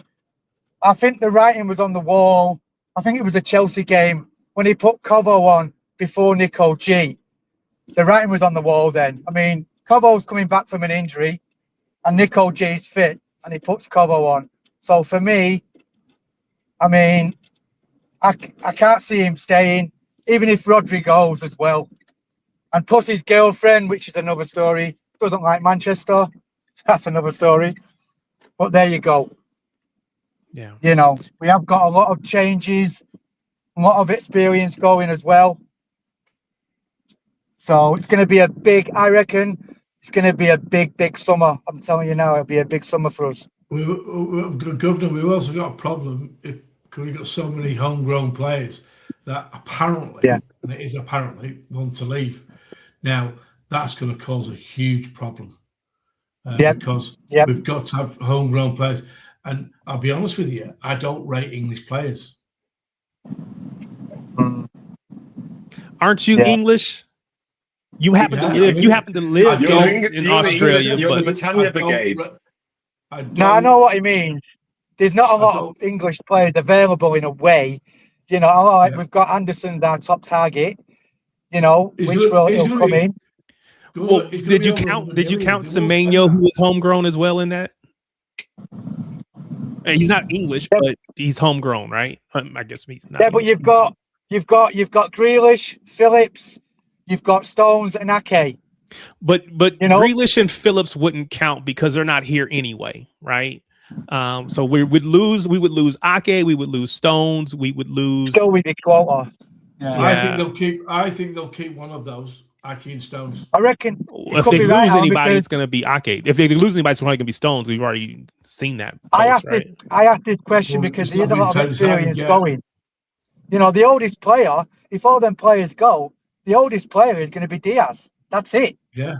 You know, so you could be right, Alan, where Kovo or Ake, you know, one of them could stay because of the experience. I don't know. Yeah, absolutely. I just think it's unwise to get rid of all the experience. Martin was right. With all those people coming, apparently people are thinking he's going to go. I think. Did you hear him say you were right? Yeah, Stones and Ake. Stones or Ake, one of them will stay. Normally, I'm right. Of course, you would think so. Of course, you would think so. Of course, you would think so. It will be a problem. Yeah, massively. Yeah, I trust the club. It's why we're in the conversations for Elliot Anderson. I would not be surprised if we are in conversations with other English players because again, they're going to do what they need to do. Dealing with the Forest owner is like dealing with Levy on steroids. He's a bit of a handful for sure. Not a fan. He's going to try and rip us off, and I'll tell you, City will walk away if they go over a certain amount. They will. All right. So, question for everyone. Again, there is still plenty of twists and turns to happen before this season ends. Patrick says, go get Lewis Hall. I think that would be a good shout, but I don't know that you could have Lewis Hall. Well, if you're going to move, which we think is going to happen, Nico O'Reilly moves into midfield, then maybe that does leave a position for Lewis Hall and left back. So yeah, that's not a bad shout. To play devil's advocate with all the experience leaving, is this not the time for the likes of Haaland, Josko, Foden, etc. to step up? Yes, which I think we've seen from Foden quite a bit this season. Definitely doing that. Biggest summer since the takeover coming. We're going to get your take on that. As I told you before, you are the ITK for the show. So when you come on, you got to drop Let's take over, Martin. So we're gonna give you a chance to do that here in just a second. But my question for you guys is, with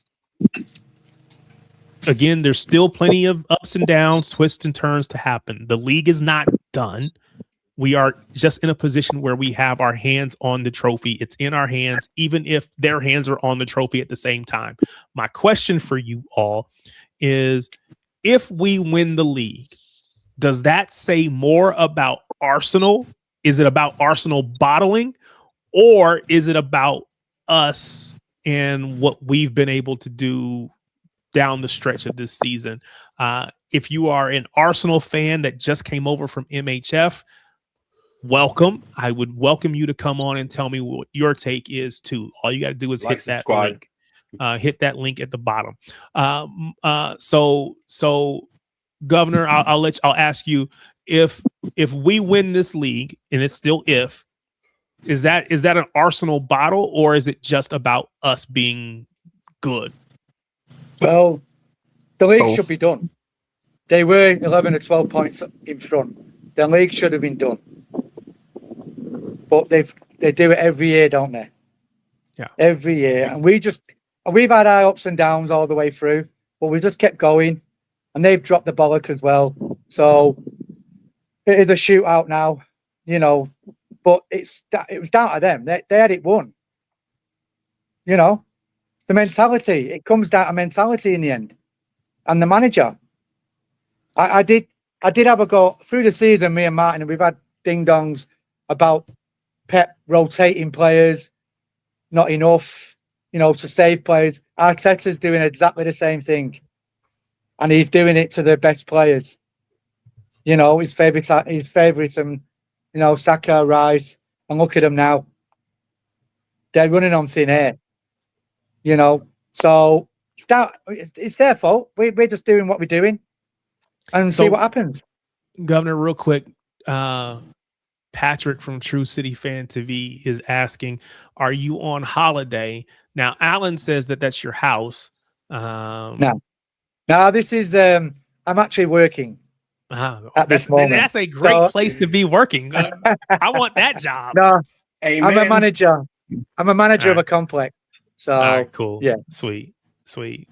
I'll say he said it looks like a hotel, but it makes sense. If it's a complex, then yeah. No, it's a complex. Yeah. Awesome. Martin, is it about us being great, or is it an Arsenal bottle?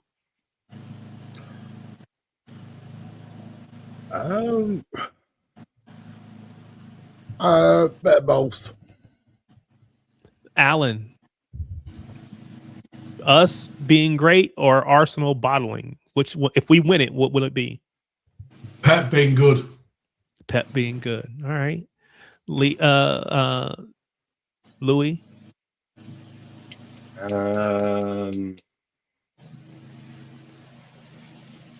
70 Arsenal, 30 us.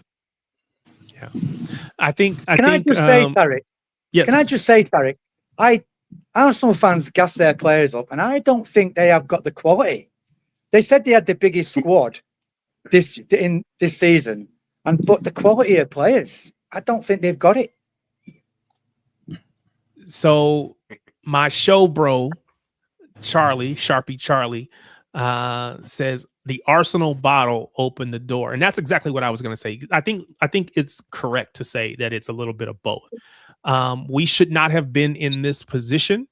Arsenal have bottled it and let us back in, but now we're at a place where it's effectively we got to win tomorrow. But if we win tomorrow, it's effectively a starting from zero at that point, and then it will be just a straight race to the finish line, and whoever gets across first or with the most points will win. So they bottled it to let us back in, but we won't win it unless we're better than them down the stretch. But they're bottling. We gave us the opportunity. We can't afford to draw or lose any game. We have to win. No, but neither can they. Yeah, correct. But they've given us all that result on Sunday was all it's done is given us an opportunity to fight for the title now. Before that, I thought we were done. Yeah. So ask this question because we're getting close to 2 hours. If we win the league, but especially if we actually win a domestic treble, right? There's a lot of people deleting tweets. Does Pep walk off and go into the sunset? No. I've always said that, Tarek. I think if he wins the silverware, a couple of silverware, I think he might go out on a high. But you don't know. I mean, Arsenal might just lay down, let us win it so that Pep can leave. No. No, of course they're not going to do that for real. I'm just saying. Do you think he would leave or could leave, Martin? What we win and what we don't win is nothing to do with whether Pep stays or goes. Okay, Correct. fair enough. Correct. Pep Guardiola's decision will be purely based on family and personal reasons. Yeah. I guess my question was, if you thought that he wants to leave on a high, and I don't have any reason to know that he does or he doesn't, but if he wants to leave on a high, then what better high than to go win the league? Maresca was at the CFA last Thursday. Oh God! Just visiting. You know what? I call you the ITK. I call you the ITK, and I appreciate it. But there are some things that you say that I just downright hate. And the fact that you said he was at the CFA, if he just wants to come and hang out because he used to work there, he just wants to come out and say, "Hey, everybody, how you doing? Cool, do you?" But we're not doing job interviews over here. Go away. No, I never said he's doing job interviews. I'm just saying that you're saying job interviews. I'm just saying when you said he was there, that's what jumped into my head, and I just want to make it known that I'm not a fan of that. As it doesn't. At the end of the day, I don't want Maresca, but it is what it is. It's going to be Maresca. Deal with it, get used to it, and it is what it is. It's Maresca. I'm sorry, people just need to understand that it's done. Why? So let me ask this question. I watched because again I was new to the sport, right? Relatively new to the sport, and I watched Sir Alex leave, and I watched him turn to his folks there at United and tell them. Watched my show earlier. Tariq, you watched my show earlier. I like it. I didn't watch. Unfortunately, I'm going to tell myself I didn't watch, but I want to know. I watched him tell them, "Hey, go get this guy." And again, no disrespect to my guy over at Everton. What is his name? David Moyes. Yes. No disrespect to him, but that appointment didn't work great, and no appointment since then has worked great. Why would we allow Pep to appoint his own successor? I don't, because Carl didn't trust him that much. Are we forgetting though at the same time who was the last manager Pep said he wanted to succeed him at City? You're talking about Company? No, before that. Who did he say? Brendan Rodgers. Pep said Brendan Rodgers? I remember back in 2019. I don't believe you. I don't believe he said that. I refuse to. The one thing that Pep is not really good at is identifying talent. He's good at everything else in football except identifying talent. That's a strong statement. By the way, what I mentioned later, Alan. Appreciate you stopping by, man. Thank you. The Manchester Evening News. You go on, Alan. The Manchester Evening News reporting that Vincent Kompany is selling his 3.5 Cheshire mansion. Yes, but he's the next city manager, Governor. But he's his next city manager. Well, you can't tell us he's the next city manager and then also tell us Maresca's coming in and we just got to accept it. No, because this is what I keep telling everyone. He's not leaving Bayern Munich anytime soon. Well, he's selling his mansion anyway. Big up to Don Hussam, who said he's always said that City were going to win it. And congratulations to City fans. And I would love this comment, but I need you to come back in about, I don't know, 3 or 4 weeks when it's actually wrapped up. We haven't won anything yet. We haven't won anything yet. Well, of course he's not being completely honest, but I don't care. Come back here when we've actually won it and say congratulations to City fans. Lying's haram. So don't you be lying, sunshine. Lying is haram. You know it is, Dan. Wow. That's funny. Anyway, listen, I think, I was listening to earlier on, going on about, I did listen to the Donnarumma hater up there in the middle. I did listen to it. He's been shadowing my WhatsApp for the last 3 days, going on about it. Let me guess, you're going to throw Nunes under the bus to save Donnarumma. No. I don't chuck players under the bus unlike you. Hold on, Martin. You suggested that Martin, hold on, Martin. Hold on, I've got somebody else. We got somebody new. Third treble. Ed. Stay humble. Ed. No, it's Ed. Is that Ed? Oh, okay. Well, I was gonna, hey, look, I gotta respect my guests. So if it was somebody new, I wanted to make sure we got them on. Hey, Martin, let Tariq be the host. Okay, this is his channel. This is his channel. Let him do his thing. Yeah, if you want to bully Ed, you got to bully Ed on your own channel, on his own channel. That's really messed up. He gets bullied on his own channel. I'm telling you, Governor. You see what I have to deal with, man? I tell you, I need a raise. That's right. That's right. All right, Martin, go ahead. Finish what you were saying. Sorry. Yeah, I just listen. I think fans are just gonna have to relax and just enjoy what's about to happen. Like I said, I think this will be the biggest summer since the takeover. I think there'll be, and this came off a very reputable source of. Basically, we're going to be doing transfer shows daily. This is how much I did say we're going to be busy. Contract extensions. There's going to be up to 12 in, 12 out. It can be that messy. It can be that mad what's about to happen. See, my issue with that is it feels like we're constantly starting over. These last couple years have constantly been starting over. I think you will with the new manager. I think you will. I'll be straight with you. I think the style of play that's slightly changed is down to what's coming. No. Lee Johnston says, always trust the club, but worried the players won't respect Maresca or any manager that hasn't won a major league or Champions League title. Now, he did win the Club World Cup. He did win the Club World Cup, but that's, I don't know that a lot of our players haven't. A lot of our players haven't won majors anymore. A lot of them are gone, or they're going. Well, if by the end of this season we win the league, does that change your opinion? Yeah, but it won't change Maresca. Maresca has a very high opinion of himself.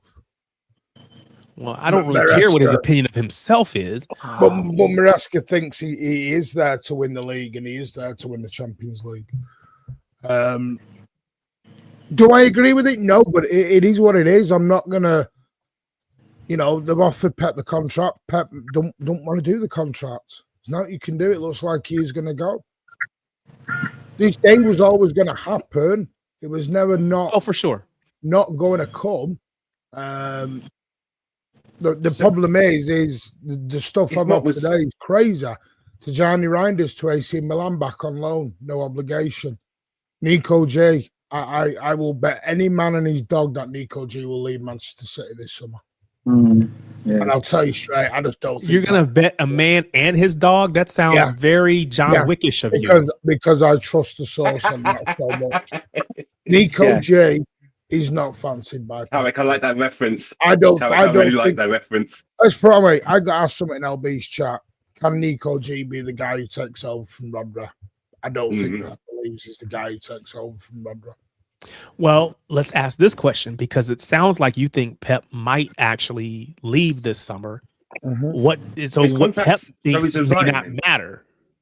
If Pep's not going to be here, it doesn't matter. No, but Maresca and Pep talk a lot. The thing is, Martin, I don't think Nico G's had the chance. You know what I mean? Well, the games he has played, he's played well. He had Do you know 6 what I mean? months. Yeah, but we all said, Governor, he wasn't Rodri. Well, Yeah, we because know. nobody is Rodri. I see. This is my issue. Nobody is Rodri. Look, I had this up earlier. Rodri is way out here on this. Let me find it so I can point to it. Rodri is way over here. There's not anybody that's up there. I understand what you're saying, but people are forgetting this Nico G stuff. Nico G is a very good player, but he doesn't do what Rodri does. He does it differently. Yes, agreed. Yeah, I think that's the question you have to ask yourself. Like, what type of six works in our system, right? They're not asking for a Nico G6. They're asking for a Rodri type of 6. So you need someone who can do the Rodri job. Not be Rodri, but do it to a better standard. Unfortunately, it is what it is. We've got the same problem. It's on the player. We've got the same problem in 3 positions. Donnarumma, Rodri, and Haaland. You can have backup players, and it's on the player who's prepared to sit on the bench in them 3 positions. Some players are not prepared to sit on the bench. Nico G maybe one of them who don't want to sit on the bench. Listen, I like Nico G. I think Nico G is a decent player. But it is what it is. I don't know what... I don't think he's an incredible DM. No, I don't. I think people have got very short memories, because if we go back to the start of the season, right up until January, people were slagging our midfield off, slagging it off. And we were doing stream after stream, and we were getting told it was weak, it was being run through, it couldn't hold on the ball, it couldn't. And then all of a sudden now everyone's got changed it to, our midfield was amazing. I'm sorry, I remember conversations that were being had 4 months ago, 5 months ago. And there was a game, though. The Newcastle game, Martin, when Nico G played, he got one game changed it. Yeah, I know, but he threw himself around. He got stuck in, and that was a glimpse of it. That doesn't make him Rodri, though. Nico G's not going to the World Cup, by the way. No one's going to be Rodri. No one's going to be Haaland. But Governor, this is the difference. What we need from a 6 is not to be throwing himself around and getting stuck in. This is not what we need from a 6. To the keeper, receive the ball, start moving the ball forward. So then go get not Morton. Even Martin. What we're doing with Rodri is exactly what we're told today. What we're doing with Nico G in Rodri. the 6. I wanted Nico G in the 8. But that's another problem then, because what we're doing with the midfield dynamic is the 6 stays a little bit further up the pitch to receive the ball from the 8 who's dropping into one of those centre backs. Nico G cannot do that, being the centre back, and he can't. But he can't do that. He cannot drop deep like Bernardo is doing and get the ball as a centre back. No, Bernardo Silva was doing that when he was playing. When he was playing, Bernardo Silva was the one dropping deep, collecting the ball. This is my point, Martin. Nico G cannot be the centre back and get the ball, and he cannot be the player who's going to receive the ball from the centre back to then play first time to the free man. He can't do that. That's not. You're better off Dezzani. Which manager plays the system, by the way, where a midfielder drops to defence to collect the ball? Answers for Tom. And then Maresca plays it. I think you get a little bit too stuck with positions, Martin. I think you got a little bit too stuck with those. I didn't, because I watched it with my own eyes. No, what I mean is I think you get too stuck with the centre-back needs to do this, the midfielder needs to do that, the fullback needs to do that, when in reality is a player needs to do that. You need a player to hold the whip. You need a player to come into the back line. You need a player to do that thing in midfield. You need a player to come in field from the wide areas. Doesn't necessarily need to be the winger holding the width and the fullback coming inside. It can be the opposite. It can be the winger going inside and the fullback holding the width. It depends on the personnel that you have. The managers, they have the shapes that they want to get to. How they get to it depends on the personnel that they have. For example, the system that we're playing right now is literally the same system we played during the treble season. But the difference is, instead of making the box midfield with a centre back going into the midfield. You're What we're dropping using, you're dropping the midfielder to the defender, to the defense. and you're also using both midfielders, both fullbacks to go into midfield to create the box midfield. But the system itself is the same. It's the 3-4-3 shape. So it's Yeah. not really about the positions. It's about the profiles. Yeah, no, I'm agreeing with you. But this, by the way, can I just clarify something? Someone's going, you said Pep, but yeah, Pep has been offered a contract. I never said he was signing. I never said he'd signed the deal. This is what people don't listen.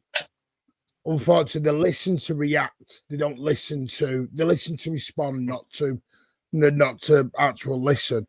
Because yes, the club do want Pep to stay. As I said earlier on, the decision is Pep Guardiola's. If Pep wants to leave, he wants to leave. City can offer him a 10-year deal. It doesn't mean that he's signing it, unfortunately.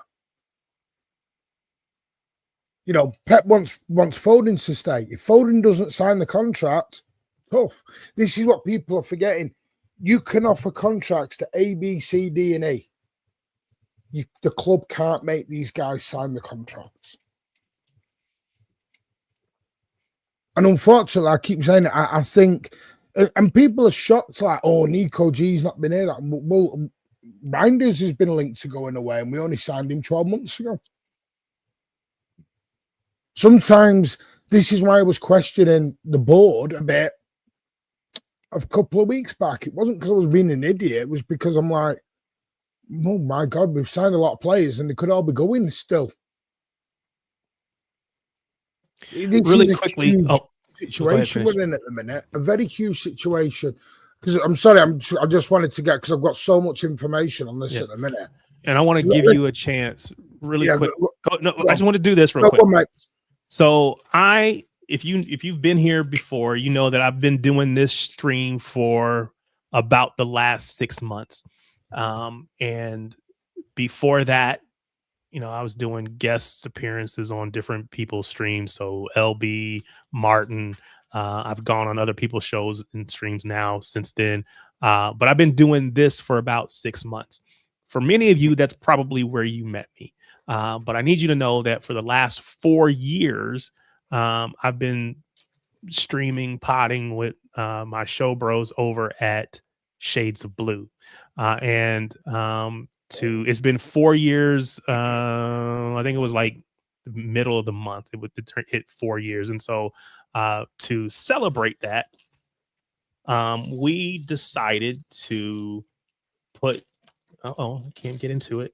We had these shirts created, and I'm gonna put up on the screen. A QR code up there at the top. There's a QR code, but can I do this real quick? I'll bring you guys right back. Hold on. But we created these shirts. If you can see that, it is very much. Pull this there. It is very much 2013 shirt coded, but it has right there in the middle the phrase that you hear every show, every episode. You know the vibes: Shady Gang, Shady Gang, Shady Gang. You can get your own number on the back. I went with number 7, not because I'm fast anymore, but there's a long story to tell you about why I picked number 7. But you are more than welcome to get your own shirt. Shirts are $40, $40 US is what bucks means. I don't know if that's common parlance or not, but $40 US, you can pick up a shirt. For $5 additional, you can get your name and number on the back. I'm just putting that up there. Any and all support is great. But at the end of the day, do me a favor, go and subscribe to that channel as well. Not through that link, but Shades of Blue NW in YouTube. So just wanted to put that up there, make people aware. If you're interested, reach out to me or hit that QR code. I'll leave that up for a little bit longer, but then we'll get back into Martin. We'll let you get back to it. Let me bring on Governor. Let me bring him back on as well. All right, Martin, back to you. No, it's all right, mate. I was just saying it when we got it up. Where's it gone? There it is. This is the list we're going to look at for the summer. You've got Ake, question marks. Rico Lewis, we know is probably going. Victor Hayes, Echeverria, probably going to go on the Asia tour and the decisions will be made by then. Phil Foden, last year his deal. Been offered one, we'll see what happens. Kovacic, people said he's probably going to go. Nico G, question marks. Rodri, still not signed a deal. Reinders, rumours to go on loan. Savinho, we don't know what's going to happen with him. I think he'll stay, but a lot of fans want him out. Mamouche, possibly going to go, yeah? So all them players have a question mark and Pep Guardiola.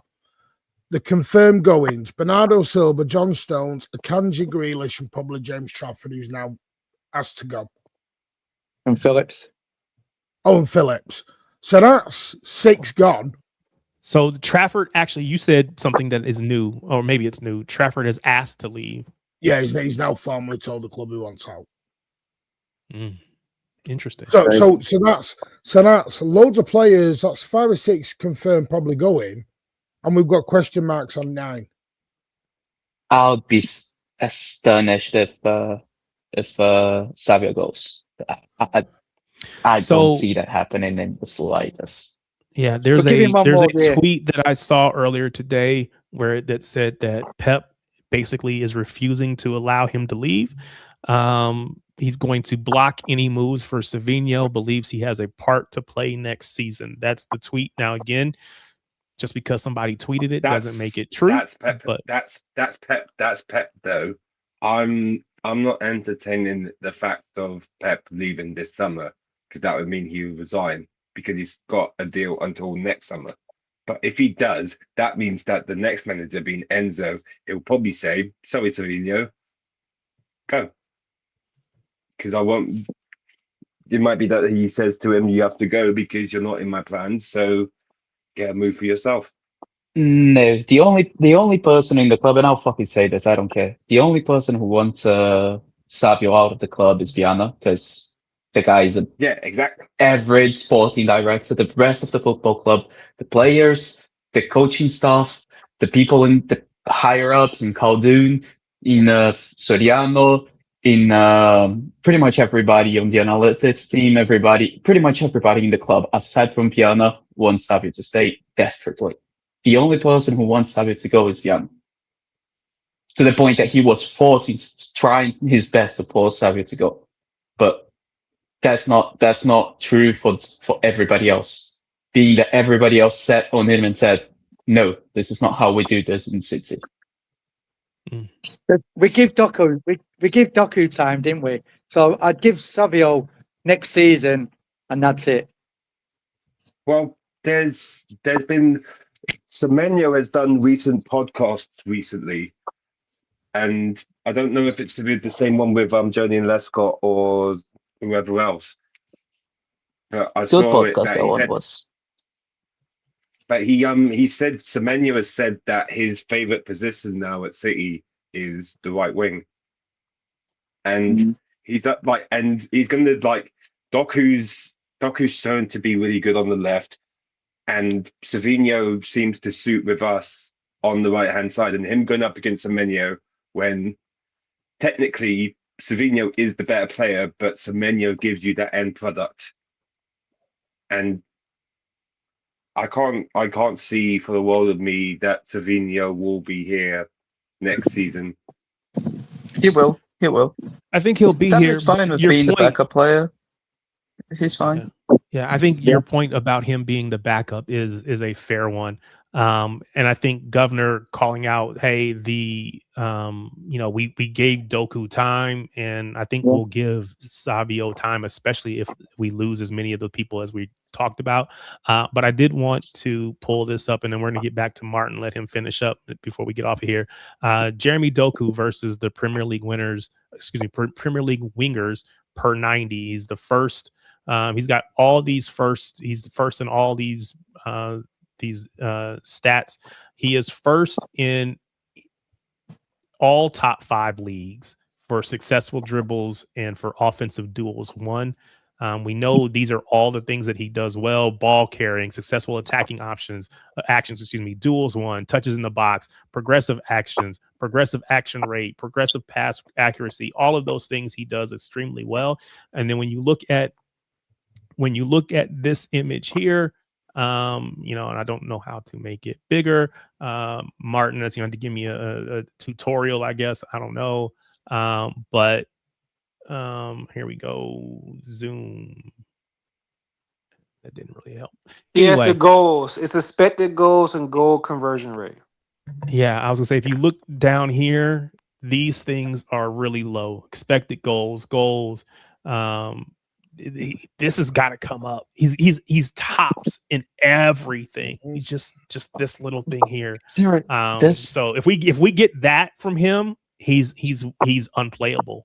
So Derek, this reflects a role, not a strength or a weakness. The role that we are asking Jeremy Doku to do is to be the Dutch line winger this season. And that's fair. The player, I'm not going to argue that point. No, he's not far top from line the winger, goal. that He's not going to get. The inside winger. He's never been good out of the wing. He's always been He's good. been in that brilliant. I distance. disagree. But He's you're been saying brilliant that you're saying that if he played more inside, he'd be fine. And I'm not going to argue that Yeah. point. We've seen him score goals for Belgium. Again, I don't know that he scores at a high rate. He may never be a high volume goal scorer. He may never end up. He probably never going to be, a Mohamed Salah as far as scoring goals at that level. But what he does, this is telling us what he does do. He is best in the world in many cases, definitely best in the Premier League on a per 90 basis. So shout out to Jeremy Doku. I did bring this ready to share And that. this But is the thing.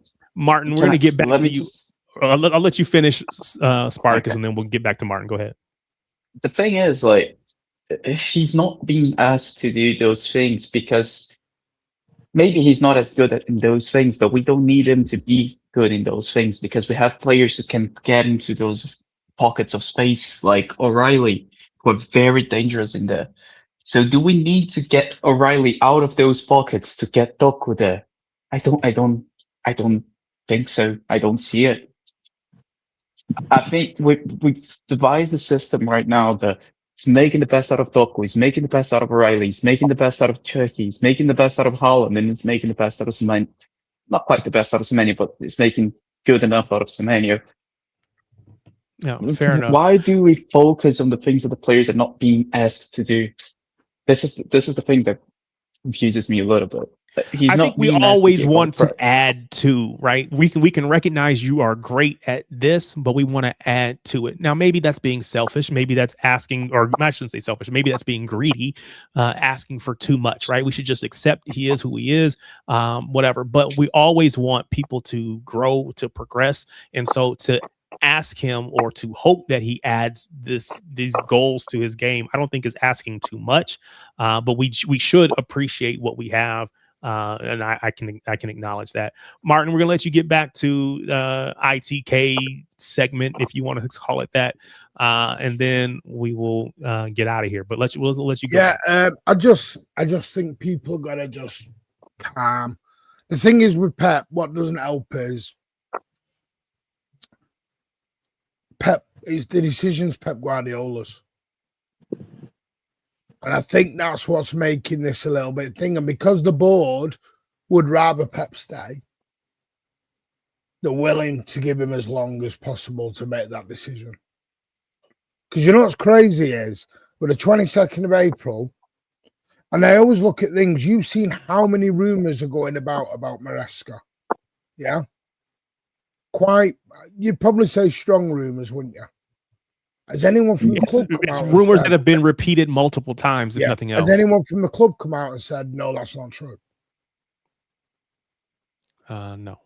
Martin, was it associated parties that brought this up in the first place? It came out because of Maresca's sacking at Chelsea. Yeah, Chelsea leaked it, basically. Chelsea had to leak it because it was a legal standpoint from where they were leaving. Now, they spoke to Maresca twice, one this year, one last year. The problem is that Chelsea used it as a reason to basically sack him when it really wasn't the reason. Maresca was doing this because he was unhappy with what's going on at Chelsea. Yeah. Because he was being told who to buy. He was being told what to do. Told who to sub. Yeah. Told, what players to play, when to sub them, what to do. And this is what I'm saying. Viana's got to be careful. This is why I don't like the Viana choosing all the players, because a lot of managers won't put up with that. It's like you being a manager in your job and then saying, but this is the team you're working with. So what am I managing? You're just managing people now at this point. You become a people manager. And that's what Maresca was becoming, just a player manager. Not as in play, but he was just managing the egos. The thing is, Martin, where Maresca comes from, they have got that temperament, haven't they? Yeah. And he's not going to dick around. Italian men are proud men. They ain't going to be told. It's like having a dog and barking yourself. You're goddamn right. Too many chief execs are playing pro football FIFA now. Football manager. I'm sorry, but just your job is to sign the checks, sit and talk with the manager with both input. But that's it. You don't go in the dressing room. You don't tell the manager how to play tactics. But I just feel as though, again, this is my opinion, not an ITK thing. I feel as though the crossover from Cheeky to Viana could have been a bit better. And that's on Caldoon. I don't think. Well, Ball said it. I think Caldoon's took his eye off the ball recently for obvious reasons. Yeah, he has other stuff. He has other crazy stuff going on right now. In his life right now. And so I think the eye's been taken off the ball. I don't think it's been done as smooth as maybe it should have been done. He needed to join. He needed to join where he did. Like, he needed to come in when he did, though, because if we didn't, we'd probably be talking like we'd probably be here in like the Europa League or Conference League. Because I disagree with that.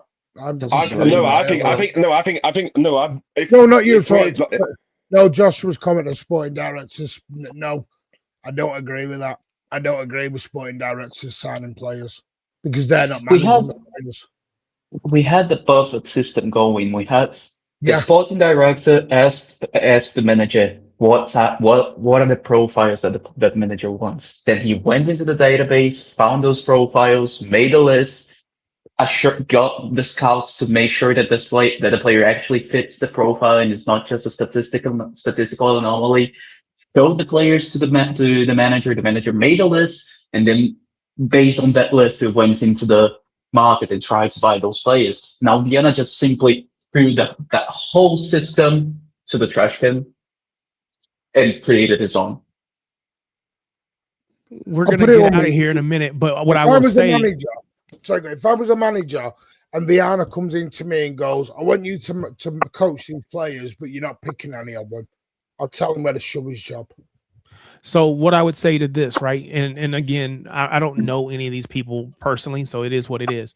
But Cheeky did not move decisively in the January windows in the way that Viana did. These last two seasons have been bust if we didn't go and be decisive in that January window.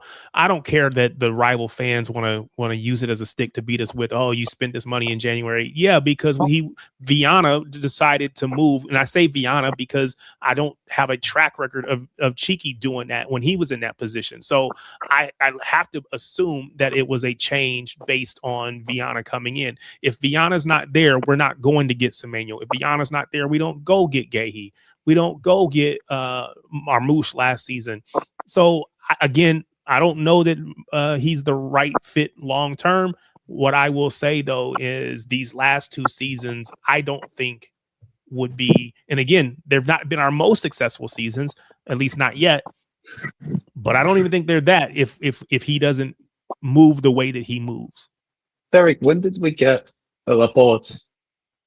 2017. No, 2018. We got him in a January window. I think you're going to say, and I think that's correct. But that's again, Is that what? Who else have we gotten in that window? Yeah, thank But God this is the there's a caveat to that one, Sparkus. There's a I caveat. know the caveat. I know Because the caveat. they but- wanted him in the summer. Yeah, I know the caveat. It was Mahrez as well. Mahrez as well. We were going to go for him, but then Leicester said they wanted 90 million, and we said, yeah, we'll do it in the summer. Yeah, but that's the thing. If the planning from Tiki was usually in the summer good enough for us not to be active on the winter, so that's the thing. Like he didn't move in the summer because we didn't need to most of the time. So I don't think that, and I don't think anyone should just be. Again, let me use this example. Like my wife does all the cooking, right? I'm a kept man. I appreciate it. Does all the cooking. If I go to the store and buy all the groceries and just say, here, this is what you get to cook with, she's not going to appreciate that.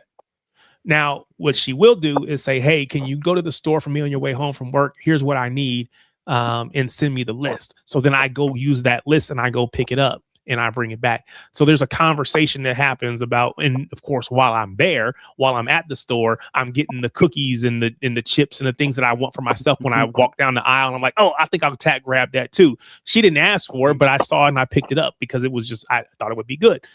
So I think there is a combination. There's a partnership that has to exist between the manager and the sporting director. I don't think it should be one-sided or the other. Now, again, Pep is Pep. You give some liberties to Pep that you don't give to anybody else. They haven't earned those liberties. Again, if Maresca comes in, I don't care. I do care what he wants, but what he wants has to be subject to what the club wants and what's best for the club. Pep, when he said he wanted whatever, you okay, fine, because he's Pep. There is no other Pep out there. So Sorry, yeah, go ahead. What you're saying is they've both got to be on the same page. Yes, absolutely. If they're not on the same page, then it goes pear-shaped, doesn't it? Yeah, absolutely. So I do think that it's a risk. If Viana is dictating what's going to happen, I think it's a risk if anybody other than Pep as a manager is dictating what's going to happen. I think there has to be a partnership, and if both people can't understand that, then they probably both need to go, quite honestly. So hopefully they get that. Martin, any other news you want to drop on us before we get out of here? No, that's it. Other than, that's it. Reinders. I've done the Reinders AC Milan one, haven't I? Yeah. Wait, Yeah. Rangers AC Milan. You mean he may go back? Loan. Yeah, Oh, loan deal loan. without an obligation. Without an Without even an obligation, or option. with an obligation? Without obligation and option as well. Like just a straight loan. They don't have an option to buy nor an obligation. That's a tough. I don't think I would do that. There's no incentive for us. He's on at least 200K a week, isn't he, or something? I mean, you get his salary, or probably not even all of it. You probably get some of his salary off the books, but we don't. I mean, we're gonna be losing midfielders. I think he can play more. He just needs more minutes, and I think he'll get that next season. Now it depends on. I think it is. I think Viana probably wants his own guy in charge, his own man. Yeah, and they can that's work fair. together. Maybe, and maybe that's what I don't know. Maybe this period's just come to an end. But I always worry when we buy a load of players in the last 12 months, and I see a few of them on the way out straight away. That's not very Manchester City like. We don't normally give up 12 months in. Fair. At least money man would go out the door. No, that's a fair statement. I appreciate everybody being here. We've hit that 2.5 hour mark. It's almost it's a little bit after 9 o'clock here where I am, which means it's a little bit after 1 o'clock there in the UK. 2 o'clock. What time? 2 o'clock. 2 o'clock because it's 5 hours now. Daredevil time. I forgot about the time change. So it's 5 hours now. So yeah, it's after 2 o'clock. Martin is yawning and smoking. I'm going to work. Sorry, I'm going to work as well. Yeah. Oh, okay. No, good. That's horrible. But I appreciate everybody being here. To everybody that's been on the stream. To Ian, our first time guest who came on, great guest, to Louis, to Martin, to Spartacus, to Governor, who was first time being on, I believe, Ed, others who've been on multiple times or whatever. I appreciate each and every one of you. Again, if you came on stream or you just listened, thank you so much for being here. Do me a favor before we end the stream, go ahead, hit that like button. Hit the subscribe button. Again, I'm trying to get to 500. Somebody said we were at 422 earlier. So we just want to keep building. If you're new, go ahead, hit that subscribe button, help me build the channel. Thank you so much. Appreciate each and every one of you, and we'll see you again next week. Talk to you later.